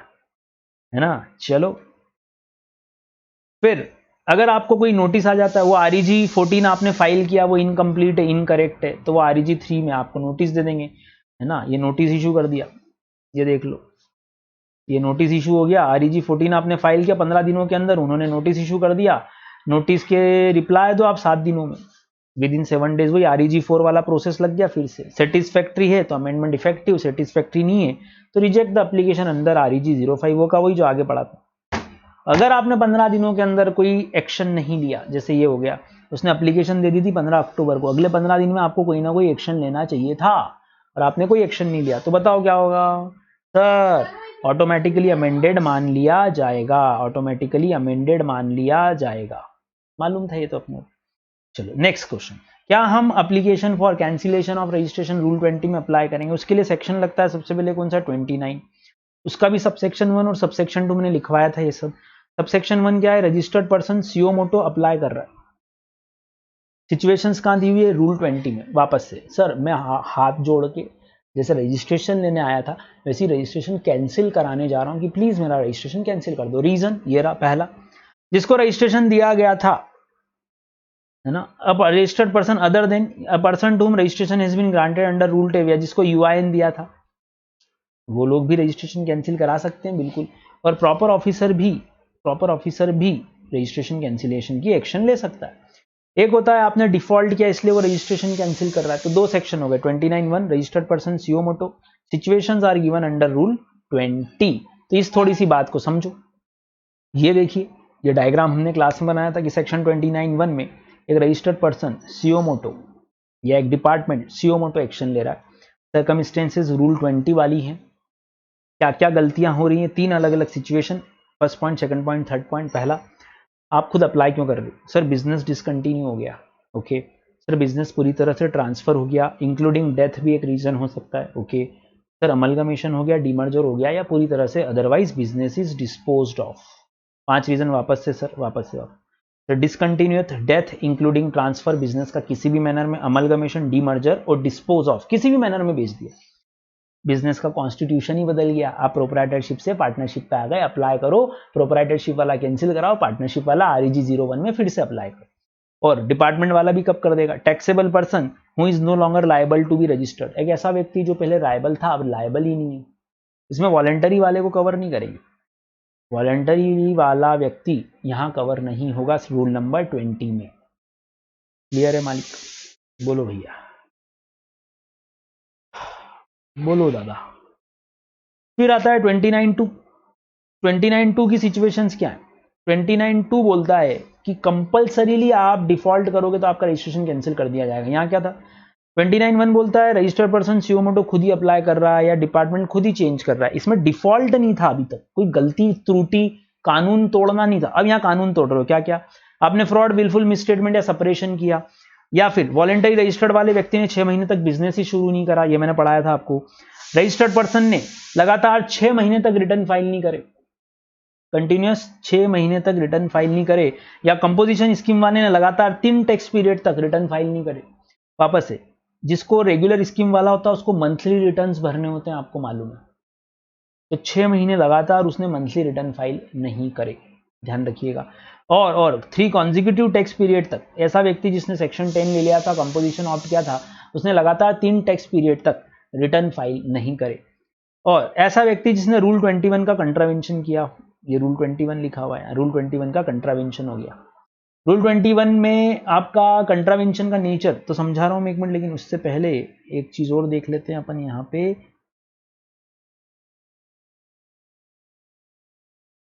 ये आ गया रूल 21, कहां से निकला? 29 सबसेक्शन 2 से निकला ये, है ना। देखो डिफॉल्ट क्या क्या है। पहला, आपने बिजनेस ही कंडक्ट नहीं करा डिक्लेयर्ड प्लेस से, जो जगह बताई थी वहां पे मिल ही नहीं रहा आपका ऑफिस मेरे को। दूसरा, आप इनवॉइस इशू नहीं कर रहे हो, बिल इशू नहीं कर रहे हो, या कर रहे हो लेकिन सप्लाई ऑफ गुड्स किए बिना, तो सिंपल भाषा में बोलो सर फर्जी इनवॉइस इशू कर रहे हो आप सिर्फ इनवॉइस इशू कर रहे हो, गुड्स तो दे ही नहीं रहे हो, तो फर्जी वाड़ा कर रहे हो। सेक्शन 171 को तोड़ना या रूल 10A को तोड़ना, मतलब जिसमें बैंक अकाउंट डिटेल्स आपने सबमिट नहीं की, रूल 10A। और 171 तो पेनल्टी का सेक्शन है। चलो साहब, तो 4 चीजें हो गई रूल 21 की। वापस से देख लो, सेक्शन 29(1) आप खुद अपनी इच्छा से बिना किसी डिफॉल्ट के कैंसिल करवा रहे हो। 29(2)A, 29 सबसेक्शन 2 क्लॉज ए में ये 3 रीजन तो ही। चौथा, रूल 21 के अंदर फिर 3 रीजन, 4 रीजन बोलो।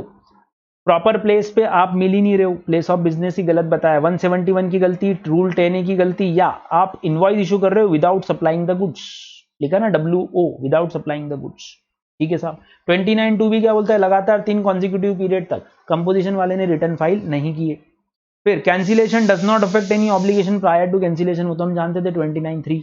एक में कैंसिल सब में कैंसिल, हाँ वो तो है ही, जैसे एक में रजिस्ट्रेशन सब में रजिस्ट्रेशन, तो अगर आपका SGST में कैंसिल हुआ तो UT GST CGST सब में कैंसिल। और चूंकि अब आपका रजिस्ट्रेशन कैंसिल हो रहा है, मान लो 1 अक्टूबर से रजिस्ट्रेशन कैंसिल होता है, इसके पहले की जितनी क्रेडिट आप ले चुके हो उसको रिवर्स कर दो, बोलो भैया। और एक खास बात ध्यान रखना, वैसे तो इतना टफ MCQ आपको आने वाला नहीं है, लेकिन फिर भी ये वाली बात ध्यान रखिएगा, UIN वाला जो है ना, उसका रजिस्ट्रेशन ही क्यों होता सर, वो अपना खास मेहमान है, तो उसका रजिस्ट्रेशन करवाया किसने था sir, ministry of external affairs, MOE, ministry of external affairs ने करवाया। तो उसका रजिस्ट्रेशन कैंसिल करने के लिए वो अप्लाई नहीं कर सकता, ध्यान रखना रूल 20 में, वो कभी भी सुओ मोटो एप्लीकेशन नहीं देगा, ये बात का ध्यान रखना। चलिए मालिक, आते हैं वापस पीछे यहां से, ये हो गया सेक्शन 29(1), सेक्शन 29(2), 3, 4 और 5 अलॉन्ग विथ रूल 20, 21, ये भी हमने पढ़ लिया। बोलो भैया, है ना। फॉर्म नंबर क्या होंगे, REG 16 फॉर्म नंबर होगा आपका। ठीक, चल, तो जब सुओ मोटो अप्लाई करोगे तो section 29 subsection 1 along with rule 20 लगेगा। प्रॉपर ऑफिसर ऑर्डर इशू करेगा कितने दिनों में, 30 दिनों के अंदर ऑर्डर इशू कर देगा। प्रॉपर ऑफिसर 30 दिनों के अंदर ऑर्डर इशू कर देगा। ठीक है साहब, चलो साहब, ठीक है, बढ़िया है ना। लाओ अपने मुद्दे पे आते हैं अपन। अब registration to be cancelled in certain cases, rule 21 हमने ऑलरेडी देख लिया, 4 अलग अलग सिचुएशन। सस्पेंशन ऑफ रजिस्ट्रेशन क्यों होगा, समझो, आपने रजिस्ट्रेशन कैंसिलेशन के लिए अप्लाई तो कर दिया, लेकिन क्या इमीडिएट कैंसिलेशन हो गया कि इधर आपने एप्लीकेशन दी और इधर कैंसिलेशन ऑर्डर आ गया, नहीं सर, टाइम लगता है। तो इस दौरान आपका रजिस्ट्रेशन सस्पेंड करता है। सस्पेंड करना क्यों जरूरी है, समझो। आपने अगर 1 तारीख को अप्लाई करा 1 अक्टूबर को, और आपका रजिस्ट्रेशन सस्पेंड नहीं करा, कैंसिलेशन की प्रोसेस में मान लो 25 दिन लग गए, 25 अक्टूबर हो गई, तो भैया इस दौरान भी आपका रजिस्ट्रेशन वैलिड चल रहा था ना, तो इस दौरान की भी लाइबिलिटी आपको पे करनी पड़ेगी, रिटर्न्स फाइल करने पड़ेंगे। तो गवर्नमेंट ने आपके लिए चीजें ईजी की कि अगर आपका रजिस्ट्रेशन आपने कैंसिलेशन में डाला है तो तुरंत आपका रजिस्ट्रेशन हम सस्पेंशन में डाल देते हैं। उससे क्या होगा, उससे ये होगा कि जब तक फाइनल ऑर्डर नहीं आ जाए आपकी बाकी लाइबिलिटीज खत्म हो गई, आप रिटर्न्स फाइल वगैरह मत करना, इनवॉइसेस मत इशू करना, बंद कर देना बिजनेस को। तो देखो सस्पेंशन का रूल बनाया कि सुओ मोटो अगर पर्सन अप्लाई करता है तो उसी दिन से सस्पेंड कर दिया जाएगा जब से एप्लीकेशन आई है, या जिस दिन से उसने कैंसिलेशन मांगा है, विच एवर इज लेटर। बोलो सस्पेंशन कब से होगा, formula date of submission of application या date from which cancellation is sought, whichever is later. Application 1 अक्टूबर की मांगा 10 अक्टूबर से तो 10 से, एप्लीकेशन 1 अक्टूबर की 1 से ही मांग लिया तो 1 से, है ना, ये ध्यान रखना, whichever is later. Proper officer को एक मौका देना पड़ सकता है आपको, ठीक है, सस्पेंशन से पहले मौका दे दो, क्यों सस्पेंड कर रहे हो, कर दो सस्पेंड, वैसे अच्छा है, सस्पेंड होने से ये फायदा रहेगा। देखो, you shall not make any taxable supply, you are not required to furnish any return. तो वैसे देखा जाए तो चीजें ईजी हो गई आपके लिए, है ना। वैसे भी आदमी जब बिजनेस बंद करने की तरफ बढ़ता है तो धीरे धीरे सप्लाई कम करता जाता है। चलो साहब, सस्पेंशन खत्म कब होगा, सस्पेंशन रिवोक कब होगा, जब सारी कार्यवाही पूरी हो जाएगी रूल 22 की और ऑफिसर को लगेगा कि रिवोकेशन कर देना चाहिए, तो सस्पेंशन वापस ले लेगा।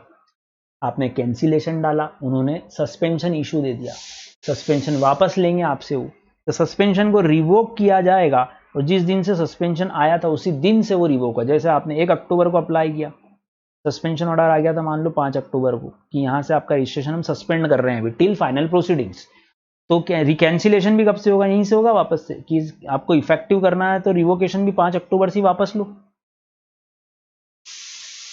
फिर जब भी ऑर्डर ऑफ रिवोकेशन होगा आपको सेक्शन 31(3)(a) के प्रोविजंस और सेक्शन 40 के प्रोविजंस को कंप्लाई करना पड़ेगा। तो ये एग्जांपल मैंने दिया हुआ है, यहाँ पे नीचे देखो जरा सा, एग्जांपल भी दिया हुआ है कि आपने सस्पेंशन मांगा 1 अक्टूबर से, ये वाली तारीख से, है ना, और आपका ऑर्डर आ गया, 20 अक्टूबर के, हम यहाँ से सस्पेंड कर रहे हैं, तो 20 अक्टूबर से ही वापस सस्पेंशन ऑर्डर रिवोक भी माना जाएगा। फिर उसके बाद फाइनली आपका कैंसिलेशन ऑर्डर आ जाएगा, कब से, जब से प्रॉपर ऑफिसर सोचेगा, डिसाइड करेगा, तब से आपका कैंसिलेशन मान लिया जाएगा। लाओ कैंसिलेशन के रूल पढ़ लेते हैं, रूल 22 अलॉन्ग विद सेक्शन 29(2). अगर ऑफिसर को लगता है कि आपका रजिस्ट्रेशन कैंसिल होना चाहिए, क्यों, क्योंकि आपने डिफॉल्ट किया, सेक्शन 29(2)(a) वाला पढ़ा ना अपन ने, डिफॉल्ट्स, आपको नोटिस इशू कर देगा वो REG 17 में, 7 दिन के अंदर आपसे जवाब मांगेगा, जवाब दो भैया क्यों आपका रजिस्ट्रेशन कैंसिल ना किया जाए। आप रिप्लाई कर देना REG 18 में, ये रिप्लाई चला गया आपकी तरफ से, बोलो है ना। फिर जिस व्यक्ति ने रजिस्ट्रेशन के लिए एप्लीकेशन दी थी for cancellation of registration is no longer liable to be registered और his registration is liable to be cancel, officer order pass कर देगा 30 दिनों के अंदर REG 19 के तहत, ध्यान रखना है। ठीक, तो REG 17, 18 और 19, 17 में उन्होंने नोटिस इशू किया, 18 में आपने जवाब दिया, 19 में उन्होंने कैंसिलेशन का ऑर्डर पास कर दिया। कहां से होगा ऑर्डर सर, डेट जो प्रॉपर ऑफिसर डिसाइड करे वहां से कैंसिलेशन मान लिया जाएगा, ये बात ध्यान रखना।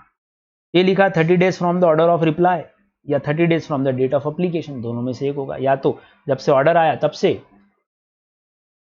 या तो जब से ऑर्डर आया रिप्लाई आया उससे 30 दिनों में, या जब से एप्लीकेशन आई उससे 30 दिनों में। ये पहला केस, ये दूसरा केस। शो कॉज अगर इशू हुआ हो तो रिप्लाई देना पड़ेगा 7 दिनों के अंदर, ये रिप्लाई दिया उससे 30 दिनों के अंदर आपको कैंसिलेशन ऑर्डर पास करना पड़ेगा।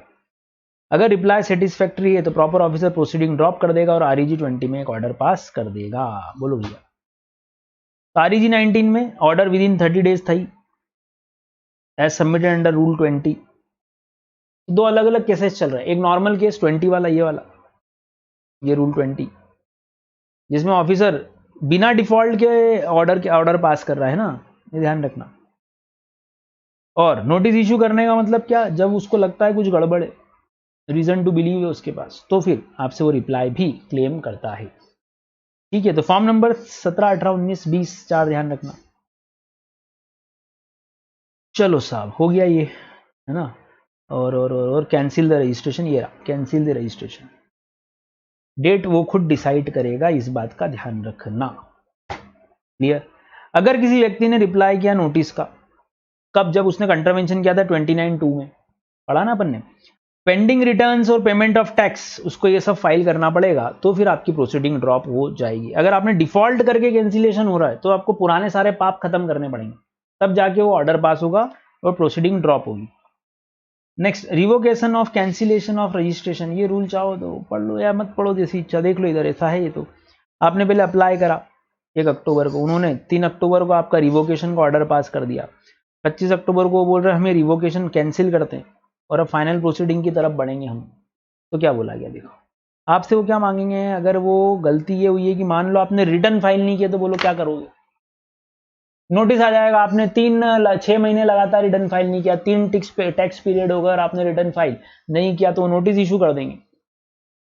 देखो, एक तो होता है रिवोकेशन ऑफ सस्पेंशन और एक होता है रिवोकेशन ऑफ कैंसिलेशन। कैंसिल हो चुका है क्या आपका रजिस्ट्रेशन, यस, अब उसका क्या करवाने पहुंच गए। जैसे ही ऑफिसर ने बोला क्यों रिटर्न नहीं भरे, चलो कैंसिल, तुमने लाइटली लिया मैटर को, नोटिस आया जब भी ध्यान नहीं दिया, अरे ठीक है क्या है, गवर्नमेंट कोई कैंसिल करती है क्या। ऑफिसर ने उठा के 1920 में ऑर्डर पास कर दिया, ऑर्डर 19 REG 19 में ऑर्डर पास कर दिया और प्रोसीडिंग ड्रॉप कर दी, खत्म, कैंसिल। अब व्यापारी के हाथ पैर फूल, अरे बाप रे मेरा तो ऑर्डर कैंसिल हो गया, पूरा का पूरा रजिस्ट्रेशन कैंसिल हो गया। अब वो फिर आगे बढ़ा, रूल 23 विद सेक्शन 30 पढ़ रहे हो आप, जिसमें आप वापस से जा रहे हो, माई बाप मेरे से गलती हो गई, मैं बिजनेस कैसे करूंगा, आपने मेरा रजिस्ट्रेशन कैंसिल कर दिया, प्लीज मेरा कैंसिलेशन ऑफ रजिस्ट्रेशन को रिवोक कर दो। रिवोकेशन वर्ड कॉन्ट्रैक्ट एक्ट में आपने बहुत बार पढ़ा है। तो कैंसिलेशन का क्या मांग रहे हो, रिवोकेशन की, मालिक गलती हो गई, प्लीज प्लीज प्लीज प्लीज मान जा, ऐसा ऑफिसर को बोल रहे हो। तो क्या बोल रहे हैं, registered person whose registration is cancelled by proper officer on his own motion may submit an application for revocation, form number 21 में हाथ पैर जोड़ो उसके और 21 में फॉर्म डालो विद इन 30 डेज, जब से आपको ऑर्डर मिला, जब से आपको ऑर्डर सर्व हुआ कि प्लीज प्लीज प्लीज मेरा रजिस्ट्रेशन कैंसिलेशन जो हो गया है उस ऑर्डर को रिवोक करो, मतलब वापस से मुझे रजिस्ट्रेशन दो, बोलो भैया। अब दूसरी चीज, अगर छोटा सा मुद्दा ये है कि गवर्नमेंट भी नहीं चाहती कि व्यापारी बिजनेस बंद करे, गवर्नमेंट की इच्छा है क्या कि बिजनेस बंद हो, जीएसटी मिल रहा है काय को बंद करें। मान लो आपने रिटर्न्स नहीं भरे थे इसीलिए रजिस्ट्रेशन कैंसिल हुआ, व्यापारी को समझ पड़ गई कि मेरे से गलती हो गई, बिजनेसमैन समझ गया, तो उसने फटाफट सारे रिटर्न भर दिए, सारे टैक्सेस वैक्सेस सब भर दिए, और फिर वो एप्लीकेशन डाल रहा कि माए बाप जितनी भी गलतियां थी, जितनी भी त्रुटियां थी, जितनी भी एरर्स थी, वो सब मैंने ठीक कर दी, अब नहीं करूंगा, सॉरी सॉरी प्लीज मेरा ये एप्लीकेशन एक्सेप्ट करो और मेरे कैंसिलेशन को कैंसिल करो, है ना। फिर ऑल रिटर्न सारे फाइल करने पड़ेंगे, कहां से कहां तक, for the period from the date of cancellation till the date of order of revocation shall be furnished within a period of 30 days. अगर आपका कैंसिलेशन का ऑर्डर वो वापस ले लेते हैं, देखो ये डायग्राम देखो, ये डायग्राम देखो भैया, चेक करो, date from which return not furnished कौन सी है, जब से आपका कैंसिलेशन हुआ था, यहां से कैंसिल हो गई थी, ये कैंसिल हुआ था, फिर आपने एप्लीकेशन डाली यहां पर कि प्लीज मेरे को रजिस्ट्रेशन वापस दो, फाइनली उन्होंने आपको रजिस्ट्रेशन वापस दिया, तो गवर्नमेंट बोल रही भैया यहां से यहां तक के रिटर्न्स भरना 30 दिनों के अंदर। बोलो भैया, सॉरी गलत बोली हमें, यहाँ पे ऑर्डर आया कैंसिलेशन का, तारीख ले लो, ये 5 तारीख को से आपने रिटर्न फर्निश करना बंद कर दिए थे, सपोज अप्रैल से ही आपका कैंसिलेशन हो गया 25 नवंबर को, 25 नवंबर को कैंसिल हुआ, फिर आपको बत्ती जली कि अरे ये क्या हो गया, तो 30 दिनों के अंदर आपने अप्लाई किया, 5 दिसंबर को अप्लाई किया कि सॉरी गलती हो गई, मैं सारे रिटर्न भरने को तैयार हूँ, ओके मैं सारी फीस इंटरेस्ट पेनल्टी भरने को तैयार हूँ, तो देखो ये लिखा हुआ था यहाँ पे, और फाइनली फिर आपकी एप्लीकेशन एक्सेप्ट होती है और वो बोलते हैं ठीक है चलो यार, बिजनेसमैन का धंधा थोड़ी नहीं रोकने का आपने को, बिजनेस ही बंद करवा देंगे तो क्या मतलब रह जाएगा, फिर वो ऑर्डर ऑफ रिवोकेशन पास करेंगे, उससे 30 दिनों के अंदर आपको यहां से लेके यहां तक के सारे रिटर्न फाइल करने पड़ेंगे। ठीक, चलो फिर एक और केस लो, डेट जब आपने रिटर्न फर्निश नहीं किया था, है ना, वो date of order of cancellation आ गया, यहाँ पे यहां से ऑर्डर कैंसिल हो गया, तो आप दो चीजें करो, पहला तो आपने रिटर्न नहीं भरे थे, इसलिए अगर ऑर्डर कैंसिल हुआ तो पहले तो यहां से यहां तक के रिटर्न फाइल कर दो और एप्लीकेशन डालो कि यार सॉरी गलती हो गई, मैं अब ऐसा नहीं करूंगा, है ना, ध्यान रखना, फिर वो ऑर्डर पास करेंगे वापस से आपका, और आपको दो काम करने पड़ेंगे, पहले तो एप्लीकेशन करने से पहले आप सारे रिटर्न फाइल कर दो, यहाँ पे एक साथ फाइल कर रहे थे, है ना, अंतर समझना, यहाँ पे एक साथ फाइल कर रहे थे, और यहाँ पे आपकी गलती यही थी, आपका कैंसिलेशन इस वजह से हुआ कि आपने रिटर्न फाइल नहीं किया था, तो पहले रिटर्न फाइल करो ना भैया, और ऑर्डर आ जाए उसके बाद 30 दिनों में यहां से यहां तक के रिटर्न भी फाइल करना इस दौरान के, ये टाइम पीरियड समझाने के लिए डायग्राम यूजफुल है, देख लो आराम से। पहला केस, यहीं से आपने रिटर्न भरना बंद कर दिए थे क्योंकि आपका कैंसिलेशन हो गया था, फिर आपकी बत्ती जली, आपने ऑर्डर आ गया, फिर आपने रिक्वेस्ट की, फिर उन्होंने रिवोकेशन किया, तो यहां से यहां तक के रिटर्न एक साथ भरना 30 दिन। यहां क्या केस है, यहां केस ये है कि आपने रिटर्न फर्निश नहीं किए थे, इसीलिए रिवोकेशन, इसीलिए कैंसिलेशन हुआ आपका रजिस्ट्रेशन, तो फिर हाथ जोड़ने से पहले, अप्लाई करने से पहले पुराने पाप ठीक करो, और नए पाप जो है, ये गलती हो रही है, इसको अगले 30 दिनों में ठीक कर देना, बोले मालिक। तो REG 19 विद इन 30 डेज आप फाइल करो, सॉरी REG 21 आप फाइल करो with in 30 days, REG 21 order pass होने से 30 दिनों के अंदर, डिफॉल्ट ठीक करो, टैक्सेस वगैरह बच्चे को पे करो, ड्यू रिटर्न्स भरना है, दो तरीके हो गए, पहला ये हो गया all returns due from the period of order of cancellation till the order of revocation, सब फर्निश करो। एक और प्रोविजन बोला गया कि रेट्रोस्पेक्टिव इफेक्ट से अगर रजिस्ट्रेशन चाहते हो तो all returns from the effective date of cancellation से ऑर्डर वाले सारे आपको फाइल करने पड़ेंगे। तो दो अलग अलग केसेस हमने यहाँ पर चेक किए। अगर ऑफिसर आपकी बात से सेटिस्फाई हो जाता है तो विद इन 30 डेज REG 22 में वो आपका ऑर्डर पास कर देगा और कैंसिलेशन रिवोक कर देगा। अब मेरी बात सुनो, एग्जाम में क्या आ रहा है, तो एग्जाम में एक तो ये कि रजिस्ट्रेशन किसको जरूरी किसको जरूरी नहीं, दिसंबर का पेपर आप ओपन कर लो। इसके अलावा एक क्वेश्चन तो यही आया था कि REG 22 में ऑर्डर कितने दिन में पास करेगा अगर वो कैंसिलेशन को रिवोक करता है। एक आया था अगर आपको कोई चीज अमेंड करवानी हो तो कौन सा फॉर्म यूज करोगे, तो फॉर्म नंबर की लिस्ट बना लेना, याद करना जरूरी है, एक दो रीडिंग ले लेना, याद हो जानी चाहिए। प्रॉपर ऑफिसर चाहे तो REG 05 में आपकी एप्लीकेशन रिजेक्ट भी कर सकता है, ये बात ध्यान रखनी। आपको एक नोटिस जरूर देगा लेकिन रिजेक्शन से पहले, फॉर्म नंबर 23 में, फॉर्म नंबर 23 में, और आपको रिप्लाई करना है 24 में, तो 23, 24 और 5, है ना, ऐसा बोल लो आप चाहो, 21, 22, 23, 24 और 5। 21 में आप अप्लाई कर रहे हो, 22 में ऑर्डर पास कर रहा है, 23 में वो नोटिस इशू कर रहा है, 24 में आप रिप्लाई कर रहे हो, और 5 वाला फॉर्म जो है वो आपका रिजेक्शन का है, बोले मालिक, है ना। 30 दिनों के अंदर वो फाइनल ऑर्डर पास कर दे। कभी कभी वो चाहे तो आपके फिजिकल प्रीमाइस पे आके फिजिकल वेरिफिकेशन कर सकता है, यस कर सकता है, 15 दिनों के अंदर रिपोर्ट देगा, ये बात हम 3 बार पढ़ चुके हैं, बोले मालिक। मोड ऑफ ऑथेंटिकेशन की जरूरत नहीं है वैसे तो, ठीक है ये पॉइंट तो। चलिए दोस्तों, ये था पूरा पूरा यहां तक जो था वो था पार्ट 1 हमारा, वो था रजिस्ट्रेशन को रिलेट करता हुआ। सेकंड पार्ट में अब हम शुरू करते हैं बाकी प्रोसीजरल पार्ट, जिसमें है invoices, debit note, credit note, ledger के टाइप्स, बाकी के प्रोसीजरल पार्ट जो आ रहे हैं वो सेकंड पार्ट ऑफ वीडियो में हम कवर करने की कोशिश करेंगे। तो आप चाहे मालिक तो इस वीडियो को 2 बार आप स्पीड बढ़ा के भी, है ना, सुन सकते हैं फटाफट से, तो आप आराम से इसको रिकॉल कर पाओगे, है ना। फॉर्म नंबर का थोड़ा सा नोटिंग कर लोगे, अगर 5 मिनट लगेंगे, 5-10 मिनट नोटिंग कर लोगे तो और ईजी हो जाएगा। करते हैं सेकंड पार्ट को भी रिवाइज। Thank you.